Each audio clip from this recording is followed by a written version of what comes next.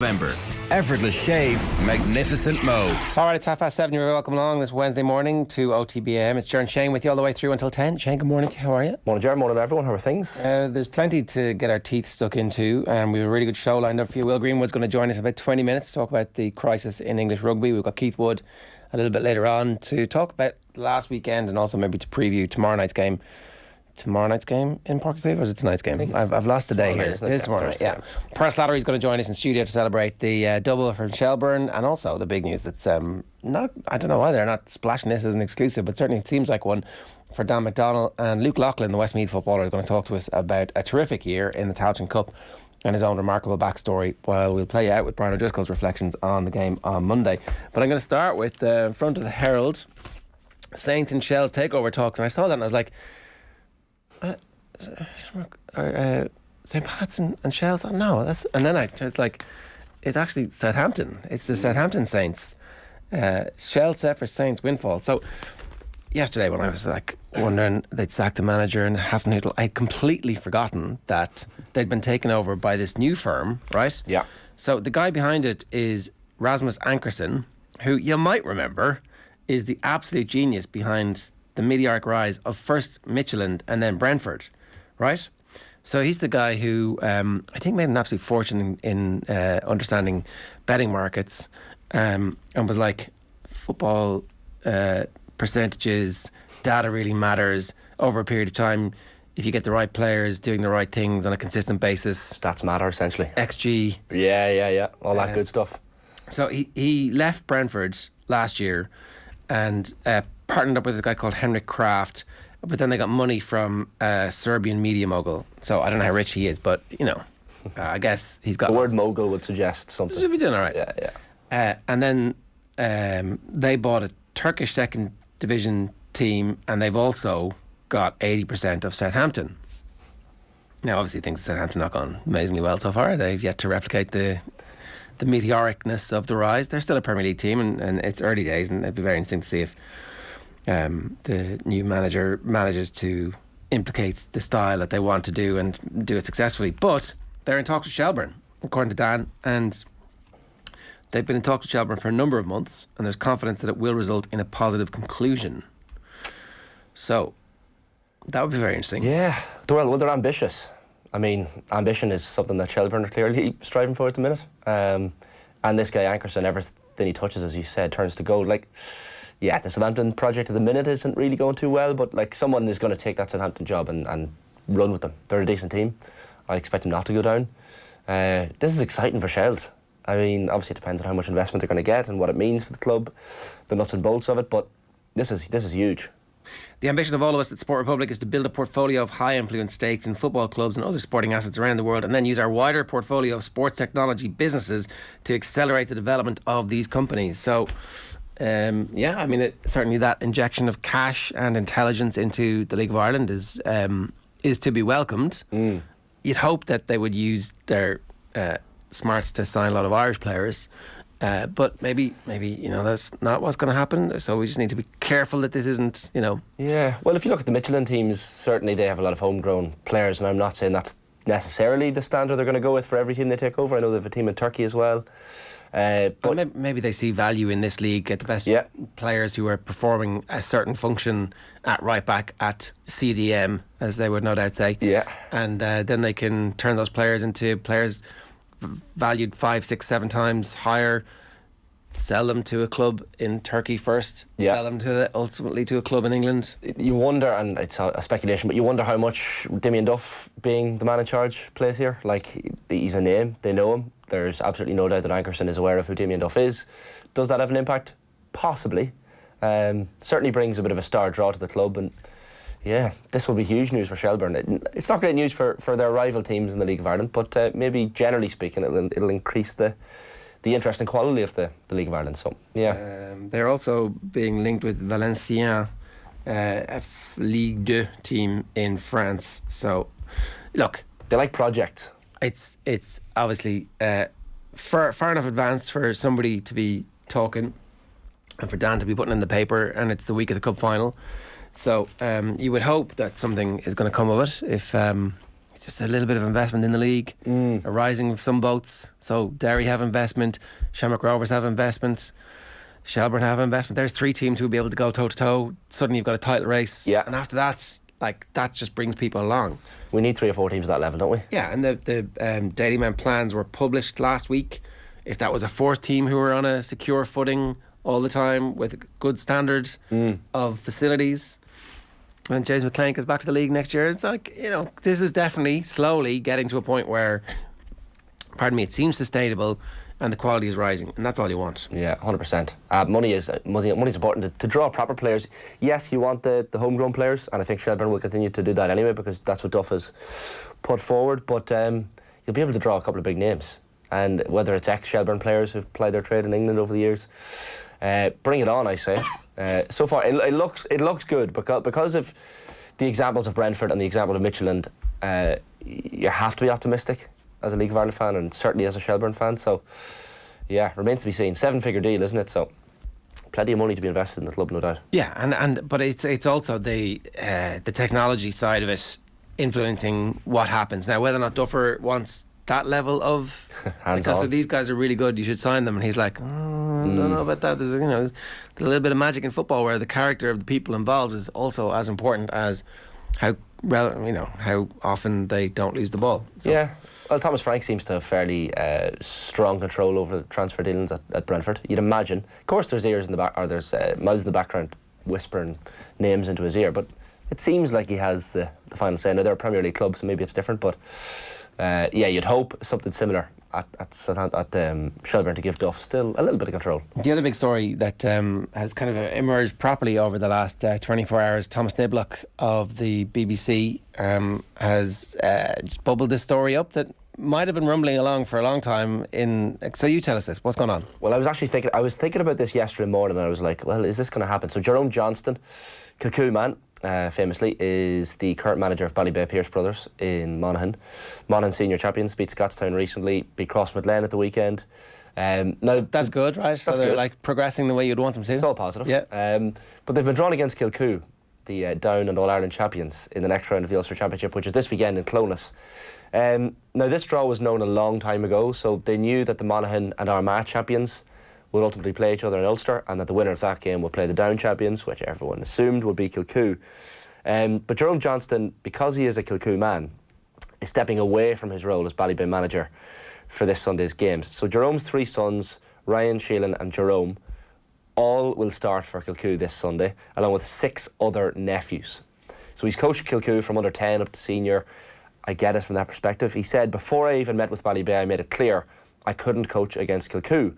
How could I manage against my own children? I've built a great bond with the boys from Ballybay and I'm proud of them, but I've stepped back, removed myself from the WhatsApp group. It was emotional and I'm torn, but I just couldn't manage against my children.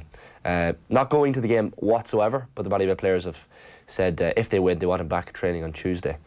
I don't know how I feel about this. So initially when you told me, I hadn't seen the bit that... Yeah. Initially you're like, oh, he's not managing against me. You can't do that. You can't at the end of it, like, you're on this amazing run, you can't suddenly decide you're not going to do it. But the key part was, before I decided to meet you, I said, if we get to this point, I'm going to step away. So that's like, for me, that's everything after that. Off. I think it does. I think if, like, I will do this thing for you, but I won't do this other thing here. See, I totally disagree. If you're taking over a club, it's like Meatloaf. The year. Well, yeah, do anything for love, but I won't do that. But you're the manager, right? You're the manager of a club, except that it's Gaelic football at the end of the day. Yes, club means more than county. Like, there's examples of this. I spoke this morning to you about this. So John McEntee, Crossmaglen legend, 14 Armagh titles, 8 Ulsters and 5 All-Irelands just with them. With Crossmaglen. With Crossmaglen, of course. So he's done his duty. He's won his 5 All-Irelands. Go on anyway, what happened? Right, well, 2019, he was in charge of Clontibbert, again, Monaghan team in the Ulster Club Championship. Clontibbert go on to win the Monaghan Championship. They draw Crossmaglen, inevitably, as these things happen. And John McEntee says, I'm going to take charge of the team. So he says, I look at this as a win-win situation. Obviously, I wanted Cross to win the Armagh, and they did, and it was a great achievement for us to do likewise in Clontibbert. For me, it's not a pressure situation. He actually, during the game, I was at that game myself in 2019, Clontibbert against Cross. John was wearing an Armagh hat, Armagh County Board symbol on it, as he was managing a Monaghan team, Clontibbert against Cross, the Armagh champions. It was bizarre, but as soon as the game finished, Clontibbert win by a point, by the way, so he beats his home club. He Bit of a shock, I'd say, was it? Slight shock, I guess. Conor McManus, I suppose, was playing for Kiltibert, so there's a decent panel squad there. But he walks straight off the pitch, talks to the media afterwards, but doesn't get involved in any of the hugs and celebrations that the Kiltibert boys are getting involved in. There's we know He didn't celebrate. Didn't celebrate. Scored against his old team, didn't celebrate. Yeah. It's the GA equivalent. Didn't openly celebrate. There's another one. There's another example here. So 2012, Errigal Kieran's manager, Ronan McGuckin. So they were Tyrone champions. There he is in the stands. They faced. He played for Ballinderry essentially. So he is a Ballinderry man, Ronan McGuckin. But he decided to do what Jerome Johnson is doing this weekend. Go to the game, stand there like a little. Just a regular Joe Soap and not get involved whatsoever. Enda McGinley at the time, who was captain of Errigal back in 2012, spoke of his disappointment. He said, I'm disappointed the course of action he has taken, but he's never hidden the fact that he's a Ballinderry man, first and foremost, that has led him to this decision. So at Healy Park, the photographers obviously got that infamous photograph of McGuckin up in the stands with his hood up, rain lashing down. I'd love to have known what was going through his head. Ultimately, Errigal Kieran win the game against Ballinderry. Well, they've got Enda McGinley on the field, who's like one of the giganticest football brains in the country. So you probably didn't need a manager at that stage. Yeah, it's true. Go on anyway. So they won. They won. So there's a theme. If this weekend follows the theme, then Ballybay are going to beat Kilcoo. But obviously that's a tall order. I look. Jerome Johnston is. I've never met the man, but apparently he's a gentleman and a lovely man. And so I don't really. This isn't old man yells at cloud here, and I'm not pointing the finger here at Jerome Johnston. I just think, generally speaking, if you're taking over a club team, you have to take them over. Yeah, and there's no half measures. I mean, he's not even. It's like McGuckin at least went to the game. Jerome Johnston's not going to go to the game this weekend. He's not even going to be there. He just can't watch. Now I understand 3 sons and 6 nephews on the team. It's a lot, isn't it? It's a lot. So from that perspective, understandable. But it is also still sport. Like this isn't actually. This isn't a fight. No, it's not. I mean, it might end up being a fight. There might be some fights. It's an Ulster football championship, so Yeah. Are we to expect many brawls? Well, yeah, there's a possibility of it. Of course, history would show. Well, I'd love to know what maybe Paul Finlay thinks. Ballybay stalwart, man of the match against Cross last weekend. Again, you've got Paul Finlay on the field to play. Eyes and ears. Yeah. Basically, the manager. A managerial style brain. But what do the Ballybay players think about this? It sounds like they're supportive. They said they want to back on training on Tuesday if they win. But I mean, you're all in. You're all in as a club manager. You're a little bit pregnant in this instance. But I mean, you have to you have to go all in. Okay, you're managing Kilcoo, Jerome. Yes, understandable, and it would be horrific to manage against your sons. But at the end of the day, it's football. Go home, have the dinner, have the chats about the game, win, lose or draw, and may the better team win. Get over it. I just there are instances, and I know it's more. It's tougher managing against your club than against your county. A lot of people have done that. Although Oisin McConville apparently was linked with various roles, including Monaghan up in Ulster, but decided not to opt for any of them because he didn't want to manage against Armagh, took the Wicklow job instead. So there are instances where people don't take county jobs because of the potential split and divide that this causes. But I don't know. I understand what you're saying, Ger. This was discussed before. I think if you've made the stipulation in advance, I will take this job apart from this one weekend where this thing might happen, and if it does happen, and they said okay, so the deal is the deal, right? And this thing has come to pass, and it's unfortunate, but everybody knew the terms of the arrangement. I feel like everyone was probably thinking, okay, well, to get to that point, Ballybay have to win the county championship against a Scottstown team who have been ultra dominant. So that, first of all, is a tough task. And then you have to beat Crossmaglen in the first round of Ulster. So that's a tough task. Yeah, and then they didn't think ahead. They were like, well, maybe this isn't. Rain O'Neill smacks that one in early doors, and everybody's like, well, that's not going to happen. Yeah, well, that's the thing. I feel like now that it's actually happened, they're probably in Ballybay and in Jerome Johnson's head going, oh, it didn't really maybe expect it to get this far, but here we are. I don't know. It's going to cause a bit of divide. Judging by Twitter, it has caused plenty of divide. A lot of people saying, fair enough. You can't manage against you have to. So my immediate reaction was, you can't be doing that. You can't step away. You have to. It's all duck or no dinner. You know what the gig is. But if you make the point that everybody knew in advance that if this happens, I'm not going to do it, that's different. If I'm playing for Monaghan Harps and Oisin McConville is the manager, before you hire Oisin says, I won't manage against Cross. And you're like, it's grand, sure, that's only one game. We want to win a Monaghan Championship. That's more important to us. Yeah, well, I'd love to know what, like, Oisin McConville was managing in a scheme in the Monaghan Championship the last few years, and I'd love to know, was there a discussion before he even took the job if we played cross? There probably was, because he doesn't want to manage an Ulster county, so he probably wanted to maybe not. Maybe he was looking at it as a win-win, like McEntee was. Like, I think it's slightly different for. Well, I don't know. Maybe it's not. Has Jerome been involved with the senior club team before? In Kilcoo? I'm pretty sure he has. Yeah, he has, of course. And like, he's managed from under 10 up to senior level. Like, I understand that Kilcoo is his lifeblood.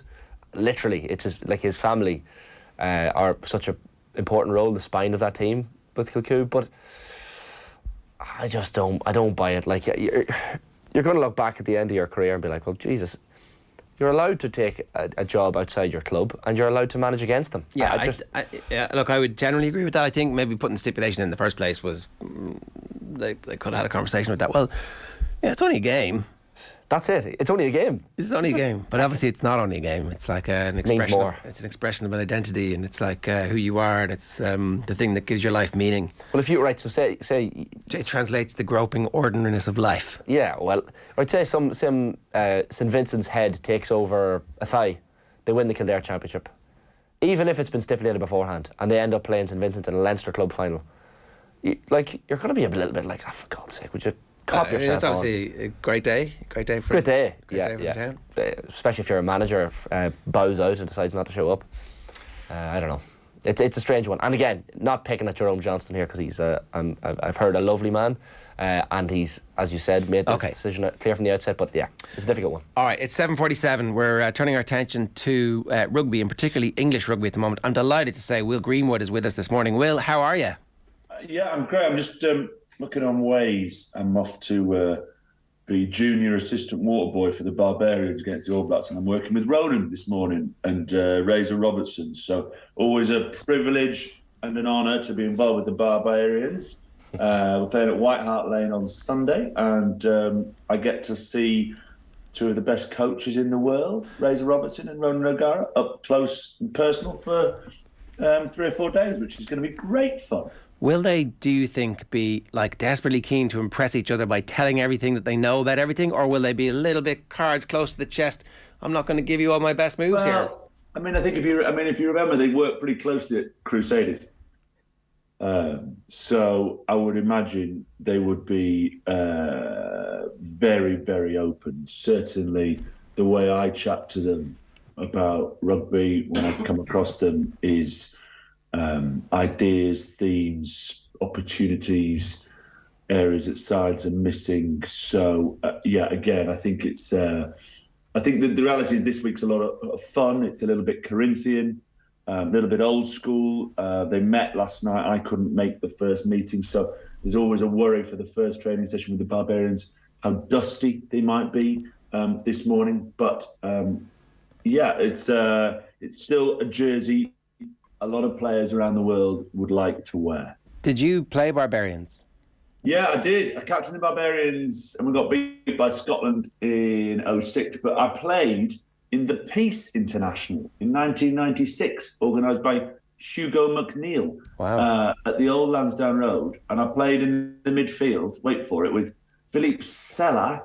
I had Eric Rush, Stephen Bashop, most of the Leicester front five in front of me, and I don't want to exaggerate, I think we beat Ireland by 60 points. That's not very peaceful, Will. No, well, I know. I don't. We had this most extraordinary team. I was actually on the bench covering Philip de Glanville, and he pulled his hamstring after 5 minutes. I was the uncapped player, and I ran on, and I seem to remember I picked up an intercept and went in from 60 yards, and I thought, oh. Then we had a half-decent night out in Dublin. Well, we'd had a half-decent week in Dublin, to be fair, in the build-up. And I thought, I need to get fit and stay strong and do more of this, because this is fun. Philippe Sella, what a player. Yeah, man, I come from an era, I actually, in a charity game later that year, I played against someone who I reckon was maybe better. And you're thinking, what? You must be smoking something. I played against Danny Herbert in the summer of that year. And if the kids don't know who Danny Herbert is, I mean, the YouTube videos are a little bit grainy. It's not Ultra HD when he was playing. And obviously the world didn't see a lot of him because of South Africa and apartheid and being excluded from a lot of international sport. But boy, oh boy, oh boy. I mean, he was a combination of Gibbs and Guscott, just to give you an idea. So much wheels and so much power. And then I got to start my career. My first 3 test matches went opposite man, Tim Horan, Frank Blunt, Jarpie Mulder. And I was thinking, yeah, I need to do some weight. Yeah, the Ireland team in the mid-90s probably not a good testing ground to prepare you for Horan and Bunce in particular. But I'd rather play against Ireland then than Ireland now. Oh my God, they're so good. We're pretty good, aren't we? We're like terrified about the fact that we're this good a year out from a World Cup again. Yeah, look, I mean, so you are, right? And the supporters might be, trust me, those players aren't. I mean, when you're in a camp like that, look, remember I was in an England team that had been battered in the quarterfinal in 1999. Everyone thought we were rubbish.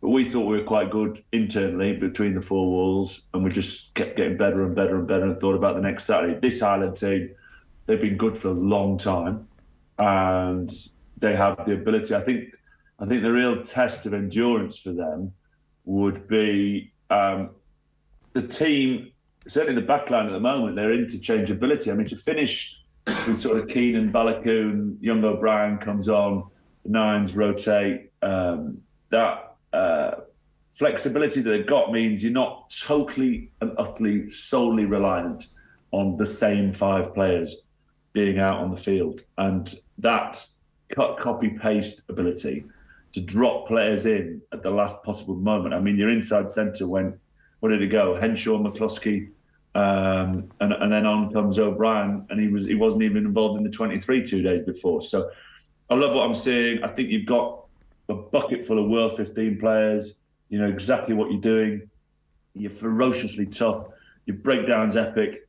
I mean, look, I'm saying on this. Did you get a little lucky on Saturday? First trot out, like a lot of Northern Hemisphere teams, struggled a little bit and just got the, I don't know, Holby kicking didn't help. And then I think the build-up to your brilliant try at the left-hand side, yeah, Matt Hansen, you know, you kicked it through the ruck. Yeah.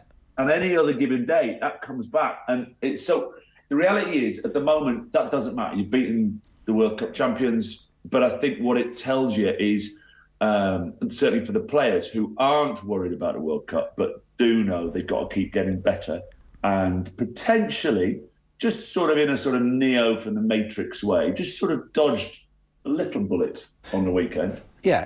But that sets you up for an epic autumn. You hope that becomes their hallmark of the team as opposed to some other previous teams where that goes the opposite direction. Can I just ask you about Mike Catt? Because when Mike Catt joined, after 4 or 5 games, it was COVID and the stadiums were empty and the team were transitioning from their previous style to a newer style, which was keep ball alive, definitely try and offload if the offload is there, and try and attack in waves, while at the same time keeping some of the fundamentals of the Joe Schmidt era.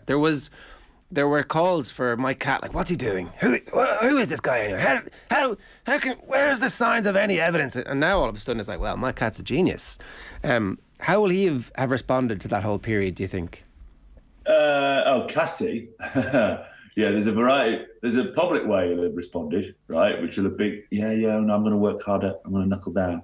Now I hear everything you're saying. And then privately, you don't know Mike Catt that well. Oh my God, he could pick a fight in a monastery, that kid. Just so competitive, so sure in a positive way of his own ability. The skin as thick as a rhino. I mean, he's proper tough, Mike Catt. So I hope that answers the question. He understands the way the media works. He understands the way the world works. He understands he's a South African-born Englishman who's coming over to coach an Ireland team that wanted them to play like Leinster immediately, certainly behind the pack, and he's got to put his own thumbprint on. It would take a little bit of time to change. but privately, I mean, they're all, if you look at that coaching staff, Farrell, I mean, of all the coaching staffs you wouldn't want to have a fight with, it's Ireland. I mean, Farrell, O'Connell, Easterby, Cat. I mean, bring all your mates and make it a long fight. Is Cat's philosophy, do you like, is that something that has always been what he wants? Because like my memory of him was a kicking out half who would run a game. Oh, come on, you're better than that. My Cat, a kicking fly half. Is that unfair? What have you been watching? Well, mate, Catty would go from his own try line. Right. I mean, okay. He would run from anywhere. What he played was, what can I see in front of me? Is there an opportunity? And he came alive. No question, his impact in extra time in the World Cup, huge. No question, away from home when you needed to go to the wall against some strong sides, winning Paris, winning South Africa. You want Mike Cat, World Cup, make another final, 07 with a pub team, Mike Cat. This boy, you might not be his biggest fan, right? Whoever's listening in Ireland, but trust me, you want him on your team. He is a simply awesome human being with a really, and I say this the right way, not an illegal, but a nasty edge that makes him a winner. The thing, Will, I would notice about that Irish coaching setup is you feel like the players are being allowed to express themselves. When you contrast that with England at the weekend, and look, you shared a screenshot towards the end of the game, 71 minutes, point in it, drop goal, could have been an option in years gone by and wasn't taken. Has free thinking been almost coached out of this England team at the minute? No, look, like all things in life, right, we want to make things binary, right? Looking at the States this morning, is it red, is it blue? Where do you stand on particular issues? I think you have to create a conversation about the conversation. I have to look at nuance and understand that there's obviously an element of confidence being drained from this current England time when they come under pressure. And therefore, when your confidence drains, you tend to go back into routine. What am I being told? Stay alive. Do the things that don't necessarily are representative of the picture you're seeing in front of you. And look, without bringing this back, but if I talk about that team, there were times when we really, really struggled. And it was like, oh my God, what do we do next? And when that happens, you stop playing, you stop looking, you stop seeing space, you stop making the right decisions, and things sort of counter and roll on. And I just think over the course of last week, I actually at half-time, I thought England were good last week up until half-time. I mean, it was only 16-12. I thought they played well. I thought they played pace. They got Stewart into the game. The pack was going great. The scrummage was solid in the first half. And then just things unravel. A thread became loose. And from there, the discipline goes a little bit. You chase the game. You're not seeing space. Your set piece goes. And before you know it, you're staring at a 30 points to 29 defeat. Now, it's not baby out with bathwater time. But the problem is when you're an England team who's been struggling and when you're a coach who invites comment, that the whole thing just has a multiplier effect when things go wrong. And England are in that position at the moment. And the conversation won't go away about Eddie. The conversation won't go away about the fly halves. They don't understand why Mario Toji is playing in the back row. So all these things that disappear when you pick an O'Brien and a Balakoon and these players who come in and do such a fabulous job for you. When you win, these guys are great. When you lose, it's tough. So I hope I'm not avoiding the question. I'm just sort of trying to say that when things are going well, it's that marginal gains keep building on each other. The same thing happens in reverse when things are going badly. And at the moment, I just think these England team are stifled by the pressure, by their inability to pick win after win after win together.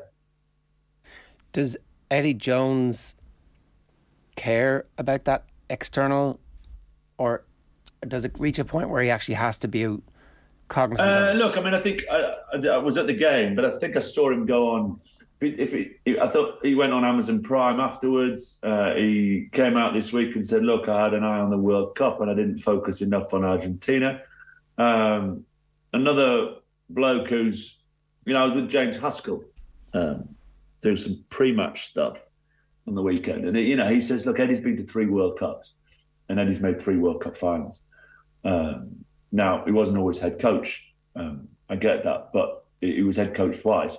And so he's got a track record. The problem is how long do you maintain with the track record and how long do you look elsewhere? The other thing is, by the way, is don't give me a good general, give me a lucky general. And I'm not saying he's landed in muck and come up smelling of roses, but you look up at that World Cup draw. I think Wales are the top seeds in the other pool. I mean, and because when the draw was done, and they're in tier 3 of World Rugby right now. They're the 9th best team in the world.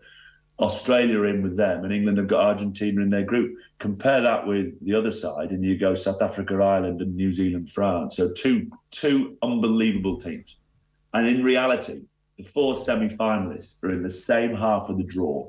The top 4 teams, a year out from the World Cup, are in the same half of the draw.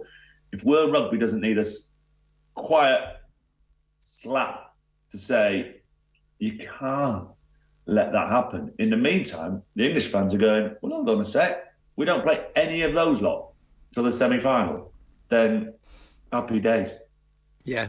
I mean, we've got to get to the semi-final. We've just lost to Argentina, so we could go out in the group stages. So I hear everyone in Ireland shouting at the TV. But if you do the maths and go, you're the 5th best team in the world, and numbers 1, 2, 3, and 4 are in the other side of the draw, then I'm with Haskell. I think Eddie Jones is a World Cup coach, and I think that he'll be able to get stuff right in the few weeks in advance of it. And it's a really long tournament. That's the other thing. We were looking at the schedule. It's like 5 weeks for the group stages. You have a week off in the middle of it. It's phenomenal. Listen, we'll let you go and enjoy the rest of the Babas. That sounds like it's going to be some week. Yeah, but I'm actually going to enjoy Wednesday, Thursday. Then I've got some bits and pieces to do. I'm in the real world now. Although I am having some fun. I'm allowed to. I don't know how many of your listeners are on TikTok. But I am having some fun with a mate. It's non-sponsored. We're just because I get to go to all the games. I went to Cardiff, New Zealand on the weekend. I just took a mate along who's quite a good filmmaker who's in this TikTok world. And so we are at Rugby Mates on TikTok. And it's a sort of story of the day. We had a fabulous day in Cardiff, a less fabulous day in terms of result at Twickenham. But again, meeting some amazing people. And this week we're pitch side before the game, just getting unbelievable insight with a non-commercial hat on. It's just a real look behind the scenes on test match days at international venues. So at Rugby Mates on TikTok is, if you like a giggle and if you're into that sort of thing, give us a follow. Good stuff. Great to have you with us, Will. Thanks a million. Cheers. Cheers, gang.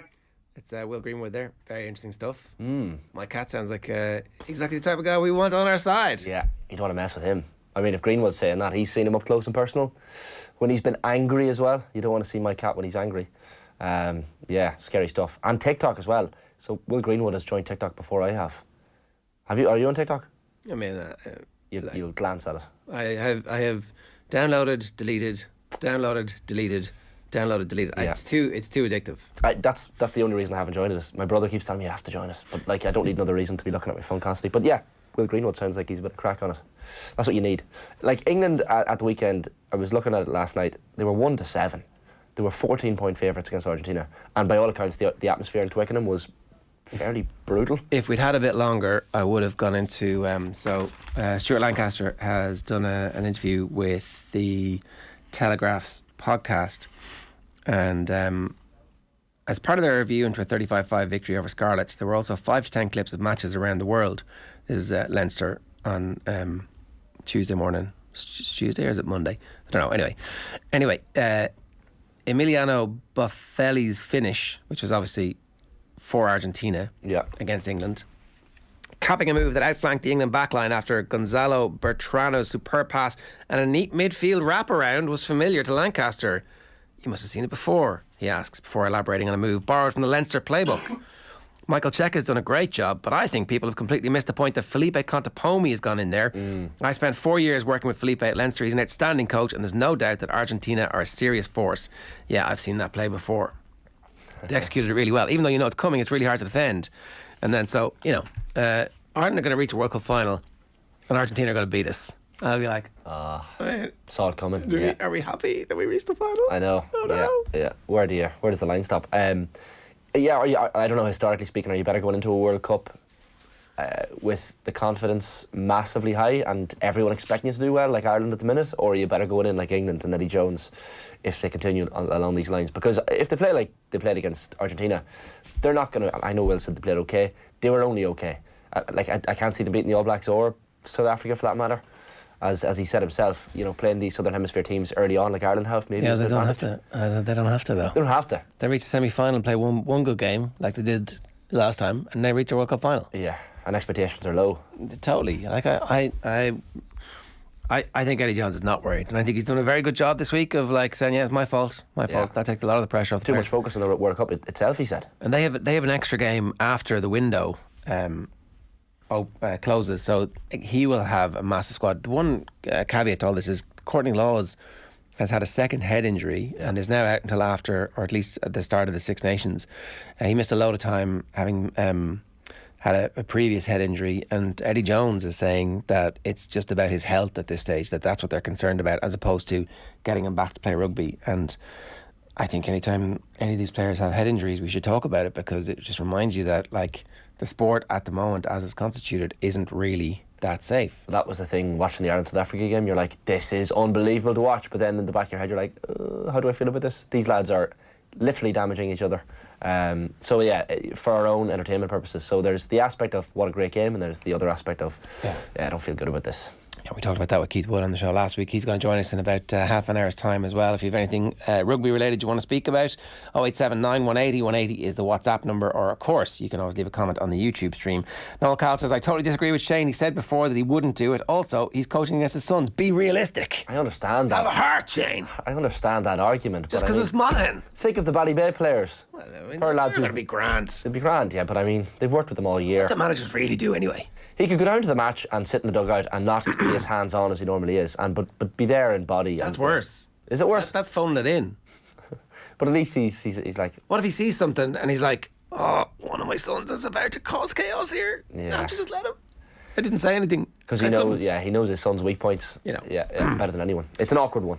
Right. You're going to hear a clip in just a second from the latest Koi Gig pod with Kathleen McNamee, Karen Duggan, Emma Byrne and Emma Carroll. Here, the gang talk about... Oh my goodness. The gang talk about what impresses them most about Chelsea forward Lauren James. We'll have Shels captain Pearl Slattery in studio next. OTB AM. This is OTB Sports Radio. OTB Sports Rugby. Obviously I got a good glimpse of the Irish culture because, Leo, Johnny, they came to the funeral. They came all the way across from Dublin to Manchester Airport. He said he was going to come, and I said, listen, Johnny, you don't have to come. I mean, I think Laura just, I think they were having another child at the time. I said, Johnny, honestly, you don't have to come. And he was like, no, I'll be there. Subscribe to the rugby stream on the OTB Sports app now. Lauren James is ridiculous, by the way. Ridiculous. She's just so talented. It's unreal. She's she's annoyingly talented. She doesn't even look like she's trying. Oh, yeah, exactly. She looks like she's walking around the pitch. Yeah. Karen, how did you feel as a United supporter when you saw her slide on her knees and kiss the Chelsea badge in front of the supporters? I wouldn't be into the badge kissing in general now, to be honest. That was a surprise. That surprised me a little bit, actually. You don't normally see players do that, do you? No, I don't think there's much need for it. Like everybody who was watching was like, I can't believe I was like, she got carried away, leave her alone. She got a bit carried away. But then I was like, you just don't do that. Yeah. She's kind of starting to become nailed on now. It's like every week it's like, okay, I'll fit her in somewhere. So she's midfield this week. None of the goalkeepers were that impressive this week. Why don't I put Lauren James in there? Telling you now, might happen. I mean, I do love her. I would love to see her in another league, to be honest, because I think this league really suits her. But I'd love to see her where she has to work very hard. Like in the first half, didn't see much of her really because herself and Galton kind of cancelled each other out a little bit. But the second half, she was just incredible. I'd love to see her in the Spanish league, actually, to see how she get on, because the Spanish league is just full of talented players skillfully, but they don't work very hard. This is the problem with the Spanish players. And I'd like to see her in there where she's surrounded by all that talent to see, does she actually stand out? I do think she's quality, though. She's a very good player. OTB AM. with Gillette, in association with Movember. Effortless shave, magnificent modes. 10 minutes past 8 this morning. I'm delighted to say Pearl Slattery is with us in studio this morning, fresh from celebrating a double. How are you feeling? I feel great. Not so fresh yet, but yeah, look, it was an incredible weekend. Unbelievable to do the double. Like, you know, been a long season, but to come out, I suppose, with the 2 trophies that were up for grabs, just an amazing feeling. It wasn't one of those doubles where you win the league early in the season and you focus on the cup or something like that. It was down to the wire the last day for both games, and against an Athlone side who were driving you on in the league and then in the cup as well. So the last couple of weeks, what was that like? Yeah, look, I've said to the girls, said to everyone, we were under a lot of pressure the last few weeks, like especially because we'd been on, you know, such a good run throughout the season. We had a big lead at one stage and then probably hit a dip at the wrong time, and then coming into the final few weeks of the game, you know, we had to win every game, so we were in that, look, under, I suppose, enormous a lot of pressure, and to go, I suppose, from the DLR game, Sligo, to beat Wexford then down there, which isn't easy for a league title, knowing you had to win or possibly a draw if Athlone had slipped up in the other game, which they didn't. So to go down to Wexford last week and beat them the way we did and put the performance that we did under that pressure was immense, really. And then to come into the cup final against, as you said, a really, really good Athlone side who've done incredible this season. Yeah, to get a double was just a crazy feeling.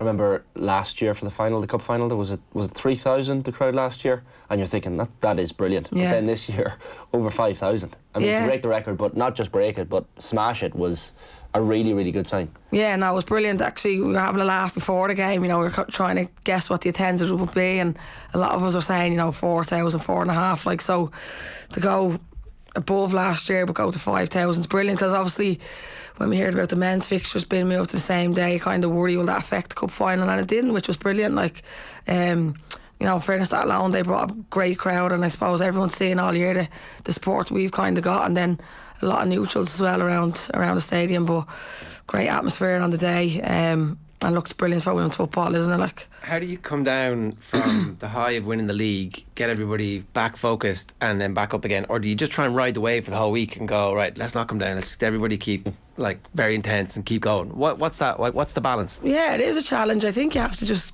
continue what we were doing, and that's what we said, kind of, as I've mentioned with the DLR Sligo Wexford game. We just had to keep doing what we were doing, and last year probably people said, you know, I suppose with how the league ended last year, we probably celebrated for too long last year, where it was like 2 days straight, and Noel came out, I think, in a few of his interviews and said, look, it was only a one-nighter when we won the league this year. But I think you just have to ride the wave, continue doing what we were doing, enjoy the moment. We just became league champions. So the experience is not to go completely mental, go a little bit mental. Yeah, but look, I always look back at last year, because, you know, the way we won the league was so special. Yeah. We wouldn't change a thing. Like, that weekend last year will live long in our memories for the rest of our lives, you know. But I think, look, we enjoyed Saturday night, but, you know, we were in Talca then on Sunday, supporting under 17s. Then we went for dinner, and then we were in training Monday morning. And again, it's just like a normal week. We were training Monday, Wednesday, Saturday, and just continue. Everyone was fit. It's about really resting. You're in your last week, you're not going to get much fitter. It's about just keeping the bodies as fresh as possible coming into it again. You know, after playing a tough game in Wexford against, you know, coming into a tough game against Athlone, who are fit, young, and yeah, look, I think putting 2 great performances, and to win a double, as I said, has been incredible. Proper community feel as well. We spoke to Alex Cavan about this last week, like about all of Shelbourne, everyone, as you say, under 17s games. I know you'll be part of the ultras this weekend for the men's final in the Aviva, like, but that's such an important thing. And like, you're someone, you have 150 odd caps, I think, for Shelbourne at this stage now. Like, it's something special is happening at the club.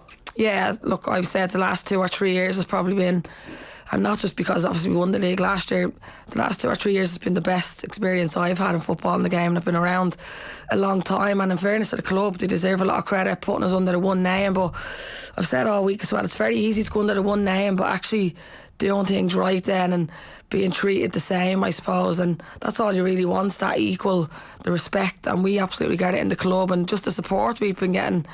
You know, I've said it, you know, all year, our away games nearly feel like home games. We get that much support, and then we've had incredible numbers come out of Talca. I mean, the last 3 or 4 years, we've been lucky to get 100 people, 150 at the game, and that's been over 500 in nearly every home game this season. But you're right, just that real community around the club. Everyone, it's just that one club vibe now. And as you said, we were all at the 17th game after winning the league title.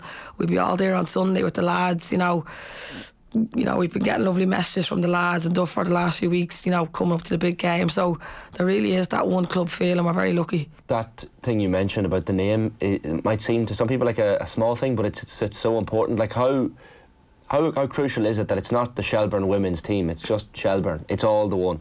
Yeah, it's massive. Look, I think the first year we came in, when we came under the one banner, it's like, right, how is this going to look now? It didn't just happen overnight. It took, you know, I think 3 or 4 years, but every year it's just getting better and better. And as I said, a lot of the people behind the scenes of the club deserve a lot of credit.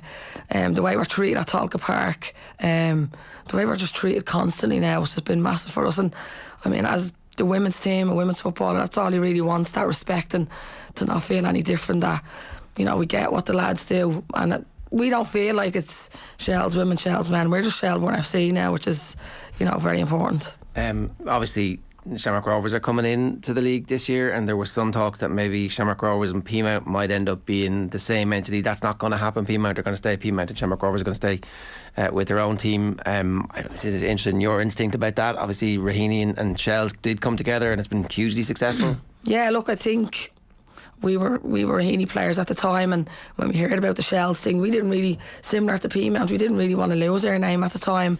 And for a lot of us as senior players at that time at Raheny, it was a difficult one, but you look back now and think it was the best thing the club have ever done, because at Raheny we only had a senior women's team, and Shelbourne all of a sudden were offering all these underage teams, and we're reaping the awards of that now. We didn't see it straight away, but you see now in years to come. But look, I'm not obviously involved in Peamount, but I can imagine there's been a lot of hard work that's gone on into the club the last few years, and it's very hard to just let that go. Yeah. So I think it'll be interesting to see what players actually go to Rovers. Do they all stay as Peamounts?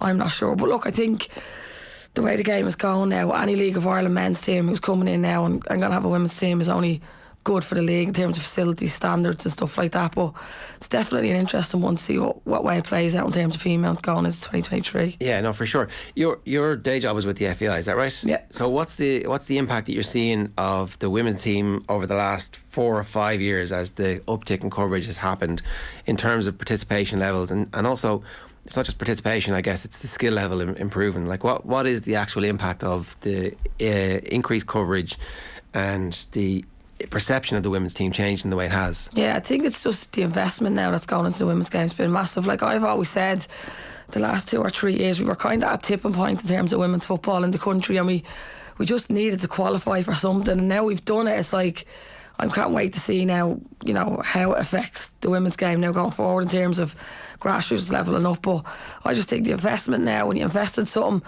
the women's game's only gone from strength to strength around the world, and especially in our country now, which is brilliant. And I obviously work in grassroots, and just a number of clubs around the country now have an interest in our sport, and I think it's just, we're just seeing women's football a lot more.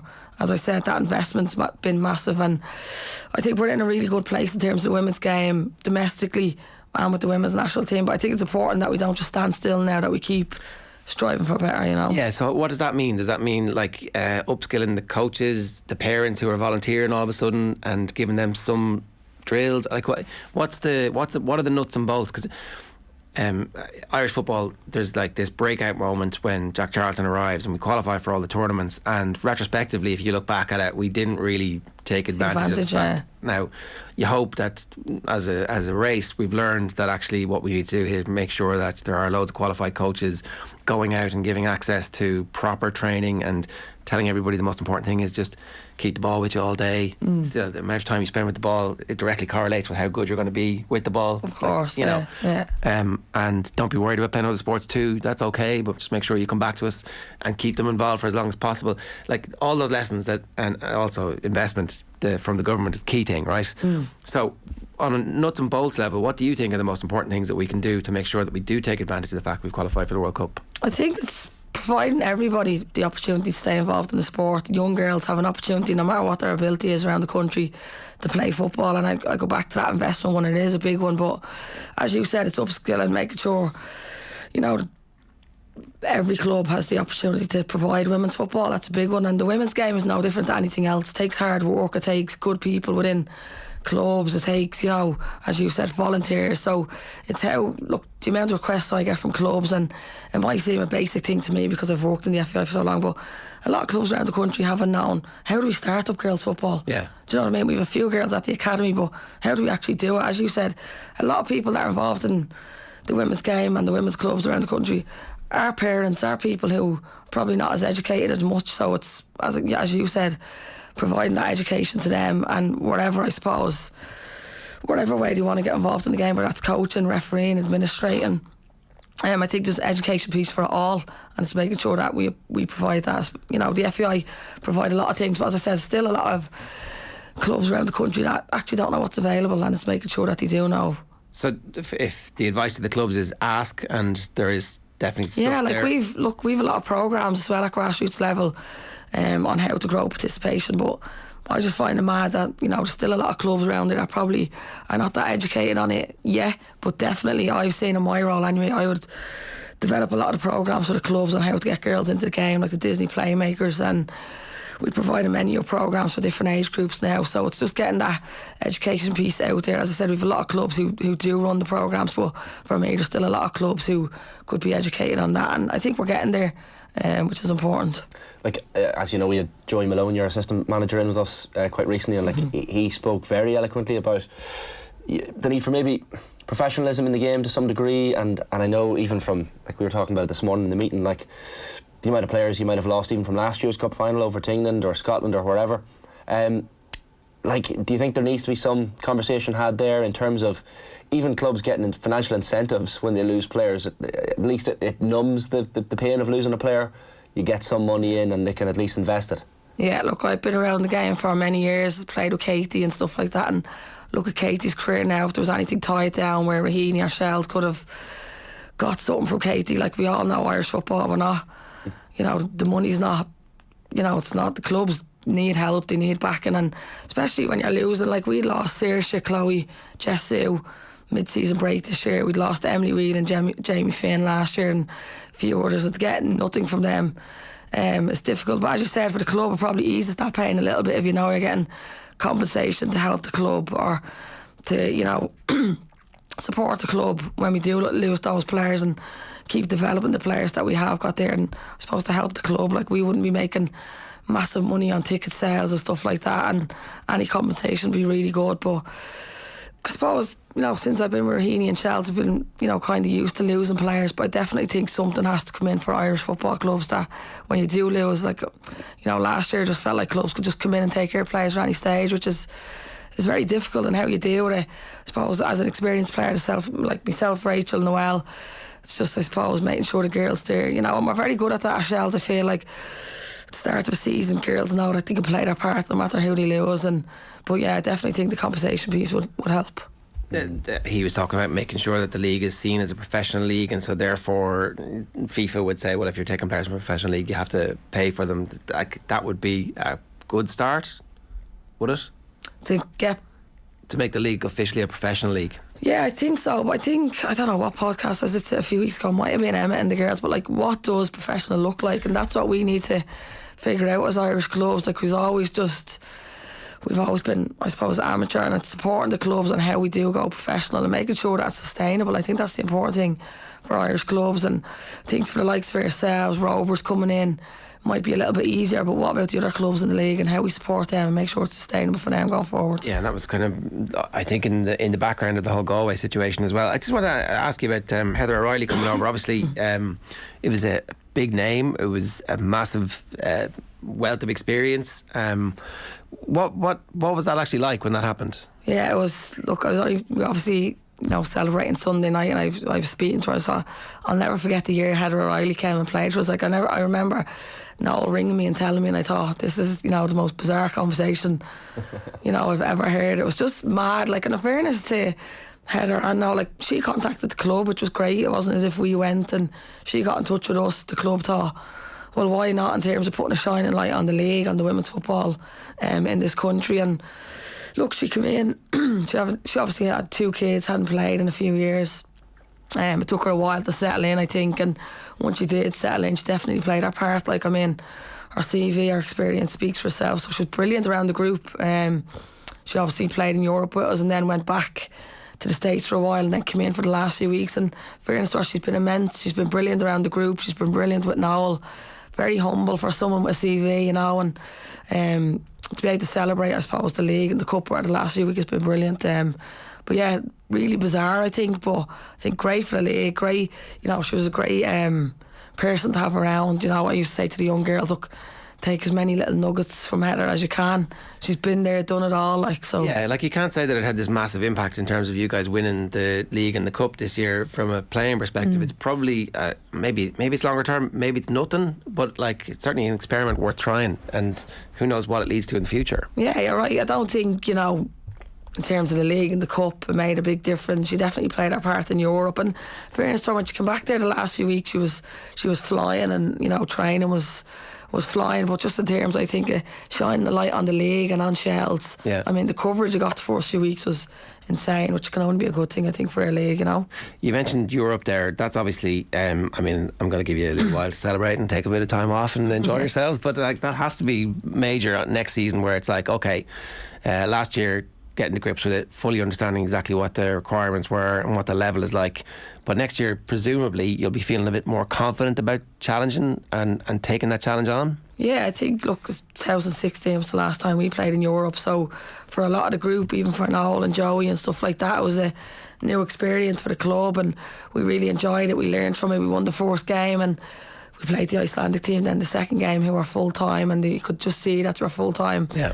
In the game, the first game, it took a lot out of us, but definitely think now you have to build on that. You'd want to be doing well now, obviously depending on the draw you get, but hoping that you get a decent draw that you could, I suppose, go to the next stage. Because even I think financially now, when we went to 2016, you got a certain, we obviously with Rahini at one stage as well got to the last 32, and I know the financial wasn't great at the time, but now if we'd have won our first 2 games this year, I think the financial gain would have been massive for the club, so that has to be an incentive, you know, for next year. 100%. There's a nice split between the experienced heads and the younger players as well in the Shels team. Like, you're even looking at the likes of Abby Larkin. Is Abby 17 or like, for her, like, speaking of Heather O'Reilly, for someone like that, just to even have her in the squad, like, Abby can go for another 15 years or more, and to have that experience of even being in a squad with Heather O'Reilly is going to be incalculable. Like, that's unbelievable for someone like that. Yeah, no, look, it was massive, even for me, like, just to, as I said, the conversations were about her career, how she's still playing. Like,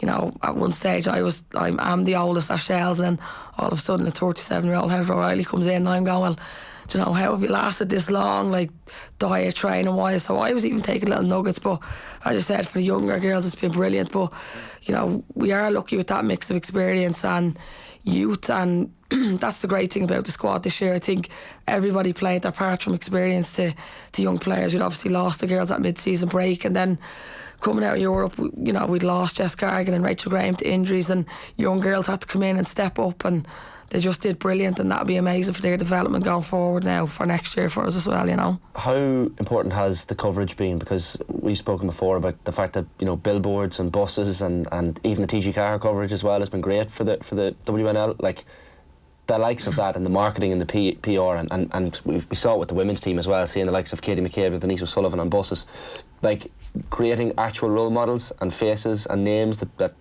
young people can remember is so important. Yeah, it's seeing it, isn't it? I think that's the biggest thing now. I think this year we got 10 league games on TG Car, which is unbelievable, and I don't know if you've seen the, you know, our Wexford game, or the coverage that they did was sensational. Like, it really is unbelievable. For me, it's always about the coverage is great, and obviously having the cup final on RTE is brilliant every year, but it's, for me, seeing it, the young girls, the next generation, I suppose, knowing what's there for them if they continue to play and stay involved in their sport. And the big thing for me now is, obviously the coverage is great, but it's getting as many people to the games, to Tolka, to the grounds around the league is the next stage, definitely, and we're definitely on an uphill slope in terms of that. And for me now, it's important just to keep growing that. Yeah, and the World Cup obviously next year is kind of hopefully this massive breakout crossover moment where the viewership goes from 300,000 to 1 million, and everybody's like around the telly, because it's kind of perfect time.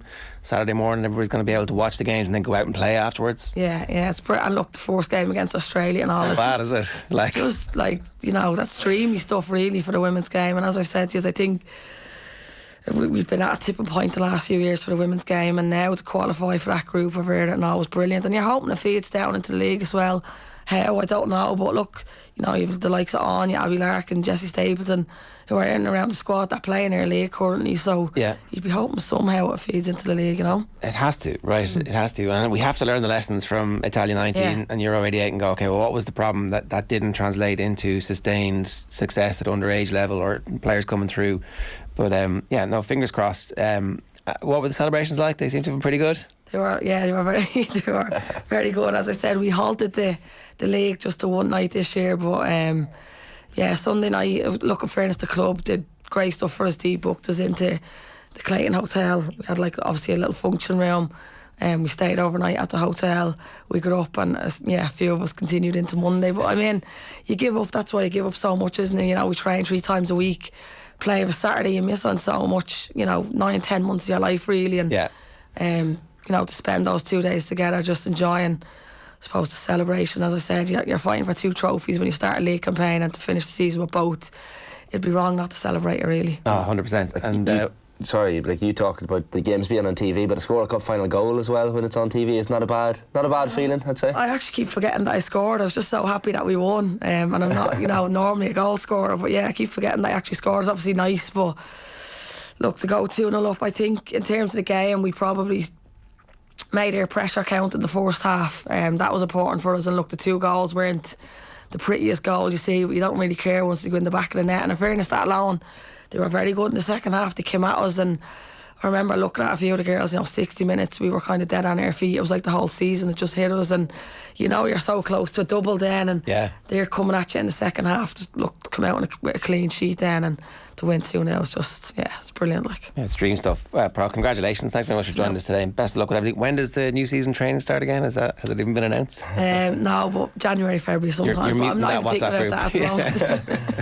Thanks, Emil. Notifications off. Thanks very much. Right, we're going to be flicking through the sports pages next. First, the latest episode of the Football Pod with Paddy Andrews and James O'Donoghue is out now, alongside Tommy Rooney, of course. They're joined this week by AFL star Mark O'Connor, and in this clip, he talks about his short-term approach to life in Australia and how it helped him settle. It was easy at the time because I had a very short-term view in the whole thing. I remember sitting in the Hogan watching the semi-final that year, where the press happened, and we pressed in Dublin's kick out, and it was almost like a kind of 16. That would have been 2016, Yeah, 2 goals. Yeah, it was almost like a revolutionary kind of thing, and press. Mark, they were cracked at that stage. Who won that game? Goff won it. But I just remember thinking that's where my future kind of was. And then, because my knees were just no good, I kind of saw the Australian opportunity as a way to basically get a pre-season under my belt and learn a lot about my body and how a professional environment worked, while also getting my knees right. And then I was like, right, I could go home after that. Right. And I'd still be there in time for a championship. Were you thinking that? Really? Yeah, I was. And I actually told the club that in the meantime. I'll be heading away here in a couple of weeks. I only told them in the past year and a half, and they found it very funny.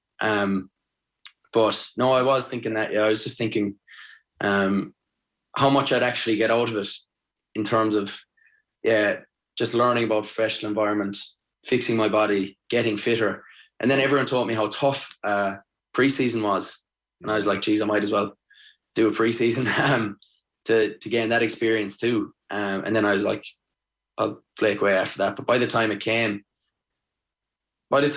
the first game came, I was like, I might as well try and play a few games. And then I played a few games in the twos kind of thing. And then I got my debut fairly early. And then I was like, geez, I might. And then I got dropped the week after. Because I didn't even know what was happening, to be honest. It was so fresh. I didn't know if I was playing well or playing poor. And then I was like, geez, I wouldn't mind trying to get a regular spot in this team now. And then it just their steps kept coming in the way. Well, one of the great what might have beens. I'm sure Owen Sheehan is watching Mexico. No, come back. Yeah, it must be tough when you're the thing with Kerry is at least they have the strength and depth. Now, you said yourself, if Mark was home, what level would they be at? Like players like that. Would there have been a 6 in a row? Well, probably not. You know, one or two players can make a difference. Well, they can in a game that's, you know, a matter of inches. That was Mark O'Connor speaking on this week's episode of the Football Pod with Paddy Andrews, James O'Donoghue and Tommy Rooney. It's live every Monday. Search for the Football Pod in the Go Loud app and subscribe. Now, at 8:35, it is time for the sports pages. There are so many idiots out there, so many spoofers. There's a lot of horse. I think he's a total spoofer. What do you mean a spoofer? He's just bullshit. No, Eamon, come on, don't be, no, I'm not having that. No. Yeah, very interesting sports pages for you this morning. Where is the bit that I wanted to start with, which is Jelena Djokovic. Djokovic's wife hits out at suspicious video critics. So by this stage, I think, if you haven't seen the suspicious video, in inverted commas, that Jelena Djokovic is hitting out at, Ulises Barrio is the guy who's in the he's in the crowd, and he hands a drinks bottle over to a ball boy, I think, who then gives it to Novak Djokovic, but he mixes something in it, and it's like a specific bottle that he's given him. And this is Simon Briggs' story, and it's in the Telegraph this morning. So the video has racked up more than 12 million views on social media. Not everything you see is controversial. It could be private. Is that allowed? Jelena Djokovic slamming the video. Damien Riley, who is a speechwriter and columnist who's often published in the Spectator magazine, recorded the video. And he called out the collective tennis media for their lack of curiosity in Djokovic's methods of refueling. So, you need to ask some bloody questions here, tennis acts. But the thing is, there's like 2 or 3 full-time tennis writers, and there's not enough of them anymore to be able to actually kind of, well, there are, obviously. One is enough, but... so anyway, the video, right? Jelena Djokovic takes to social media. I think it's Instagram. I think that's the Djokovic's favourite medium. He will talk when he is ready to talk. This whole nonsense about making people speak about something they are not ready because others are impatient is absurd. Sit a bit in silence. Sit a bit in silence. We will speak to you when we want to. Mind yourself more. Not everything you see is controversial. It could be private. Is that allowed? What they're saying is that they're developing the new version of Red Bull or something that is going to give you wings, and it's totally legal and it's going to be fine, and we're so smart. Wait till we tell you all about it. Exactly, but it's going to cost a lot of money. It's going to make us bloody rich because, you know, he's become the best tennis player in history on the back of this amazing supplements. She also retweeted a thread from Serbian journalist Ana Mitric, which argued that there are a lot of reasons to think Djokovic has nutritional supplements and sports drinks made specifically for him. There are a lot of reasons to think he might have stuff made specifically for him. There really are. Of course. Yeah, of course. This is not the first time, obviously, Djokovic has mystified observers through his use of powders or supplements during matches. At Wimbledon this summer, he seemed to be inhaling something from a drinks bottle. The vapors. That's what it was, the vapors. When asked what he was using, he replied, "Magic potion. That's all I can say. It helps. You'll find out soon. But I can't speak about it now." That is all he can say. Yeah, the siege mentality in the Djokovic family must be exhausting. It must get so tiring having to come out and defend all the time. Yeah, interested to see what this magic potion is. Well, it's he's saying it's going to come out as one of the supplement, let's say, lines that I'm doing right now with drink and a few other things, sports drinks, etc. So that's all it is. It's like the latest modern day equivalent of, I don't know, what are you kids drinking these days what is it? I don't know what the kids drink, unfortunately. I'm beyond that now. No, come on. What are you drinking? Water. You mean supplement-wise? What's the new Red Bull? Well, wasn't Monster. Yeah, good shout. What's the clown quarterback for the Broncos? I've forgotten. Russell Wilson was drinking like special ionized water that was going to cure concussion. Yeah. And then I was like, Russell, you can't say that. And he's like, why not? I was like, because it doesn't cure concussion. Oh, okay, fair point.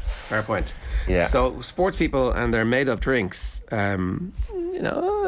so I'm sure it's all perfectly innocent. A lot of people take the protein drinks. Obviously, you put the protein in with your fruits, and you would just tell us what it is. Yeah, that's what I would take myself. But there's going to be a line of Djokovic. Does McGregor have a line of drinks? Is there something? Probably, yeah, something.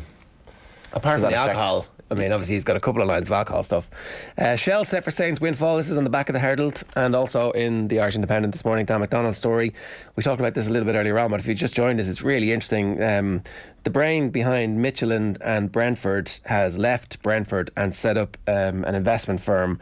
So it's two Danish guys, and they've got funding from Serbia. It's a theme this morning, and now they're interested in investing in Shelbourne as part of their portfolio clubs around the world. So I mean, on the face of it, you'd have to say any of this level of investment would be good. The characters involved seem like serious people who've got a massive track record of success off Broadway, and it would be brilliant if we could have a little bit of that.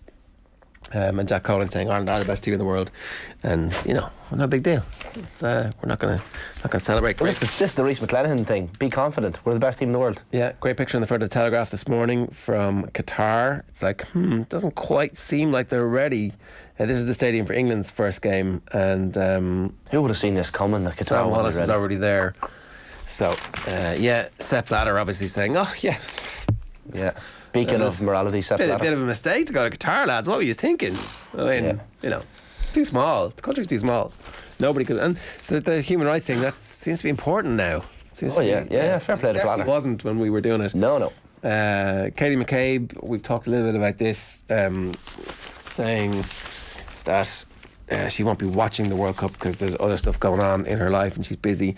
Bitter Martin O'Neill is doing himself no favours with moaning routine. Philip Quinn this morning talking about Martin O'Neill. But you know, I've been in press conferences before with Martin O'Neill, and Philip was of course one of the journalists there. They can get tetchy, these press conferences. They used to do quite often with Martin O'Neill, but that's just his character, his personality. Rub people up the wrong way. We'll find out in the book. I'm looking forward to the book. Actually, I'm gonna read the book. Yeah. It'll be good. Yeah, stories galore. Yeah, it's 8:42 this morning. The other stories in the papers today. Well, Pat Gilroy's back with the Dubs. That's one of the. Well, potentially. Yeah, I haven't been able to stack that up with anybody. So the headline is Giller Instinct, and it's an exclusive on the back of the Star. But obviously, the Star and the Mirror are sharing resources, so it's also in the Mirror this morning. Ex-Dubs boss Pat linked his role in Desi's Dublin backroom team. There's no quotes from anybody, so we'll see. I mean, it could happen. Roy Keane came back, joined Ireland. Yeah, I'd be surprised. Gilroy seems the type of fella who needs to lead and be the number one guy, but no, maybe if he wants to come back in. Well, I mean, there are roles that you could have where, like, he could talk to certain individuals at various stages, like he, you know, create a role for him. Yeah, but like, I don't know. I mean, I don't know. He'd be a good addition. We'll see. Definitely. We'll try and stack that story up today. Carl Maloney's with us. Carl, good morning to you. How are you? Hello, lads. How's it going? What's going on? Yeah, that's interesting about Pat Gilroy, actually, and obviously you have the Jerome Johnston thing as well. What's your take on that? You have the northern pronunciation there. What was his surname? Jerome Johnston. No, the first one. Gilroy. Jerome Johnston. Yeah. Where's the emphasis? The emphasis on the wrong syllable, is it? Well, the northerners would have the second syllable. Okay, Gilroy. What would you say? I would say Gilroy. You'd say Gilroy. I would say Gilroy. Right, that's the Antrim influence. Okay, I see. That's how you said it the first time, and then I asked you, you were like, oh, I don't know, I can't remember, and then changed it. Yeah. I'd say Gilroy as well, yeah. This is fascinating stuff. Yeah. Right, Carl, on you go. But I was saying to you on Monday that I was at the Ballybay match last weekend, and Mark Doran did the interviews, and I think Jerome Johnston I don't think he did any interviews afterwards at all. Right. And Mark Doran is his assistant, who's a very highly rated coach as well, by the way. He was involved with Down, and he's going to be involved with Clare next year. So it's not like they're going to be without a top-class manager on the sideline, but it's a very interesting thing. But I think the fact that he flagged it appears at the start of the season that this might happen. I agree with you. Okay. That's your get-out-of-jail card. Yeah. Shane, on the other hand, he's having none of this. He's like, oh, Monaghan again, like having our backs. But everybody's like, Monaghan, what are they getting in Dublin, nothing. I don't have kids, to be fair. And if I had kids playing on a team, maybe I'd think otherwise. Well, maybe you teach them a lesson. Well, maybe. Yeah, you give them should have listened to me, shouldn't you? Yeah. There is that element of it too, yeah. It depends on how old they are and if like you've just been on the midterm break with them. Yeah, I don't know. How do you feel about it, Cathal? I think it's okay if you flagged it with them at the start. I can understand, and he's obviously passionate about Kilcoo. But 3 sons and 6 nephews, is it on? I mean, it's unprecedented. Yeah. I mean, it is tricky. It is tricky. Yeah. It was one other thing I want to talk about today. Gordon Darcy has a good line. Are we finished with that? Do you have more? That's okay. My gut feeling is that Rassie Rasmus and Jack Nienaber had one eye on the World Cup and would have extracted enough from the game to use against us next September. It's like, they're fucking Rassie playing fucking chess and we're all sitting there playing checkers again. Long-term plan. Well, bad-tempered, big baby Rassie, but he is also incredibly smart. That's the problem with them, Cartman also a big baby, but also very devious and smart. Well, yeah, who takes more out of that game at the weekend? We take quite a lot out of it, I think. Yeah, for sure. And if we'd been beaten, I think we would have taken quite a lot out of it as well. It's like, okay, like we did score a maul try against them. Yeah, which nobody would. We did stop them from scoring. Now, in the first half, when was it? Well, I can't remember. Was it 0-0 or 3-0? They were pounding away at our line and got a penalty, and they decided to kick it. And I do think that maybe they would have kept pounding away at the line to try and draw a card. I just wonder if, it was a really good sign for us. We're like, oh, that's a bit of a win for us. But why did they do it? What was the motivation behind that? It was like, okay, we see now we're not going to... I don't know. I mean, the players didn't want to lose. And South Africa came and said they wanted to win every game. So I don't think that they were playing to lose at all. it's interesting Darcy's floating this boat. Yeah, getting the pressure back off Ireland. I like it. If South Africa had a proper kicking fly half, they probably would have won the game. Maybe, but they wouldn't have been able to run in the second half and stretch the defence and cause us the problems that they did cause us when they were chasing the game. So interesting to see how South Africa fare in the remainder of their tests. Especially the England game, I can't wait to see that one. We'll be watching. We will be watching.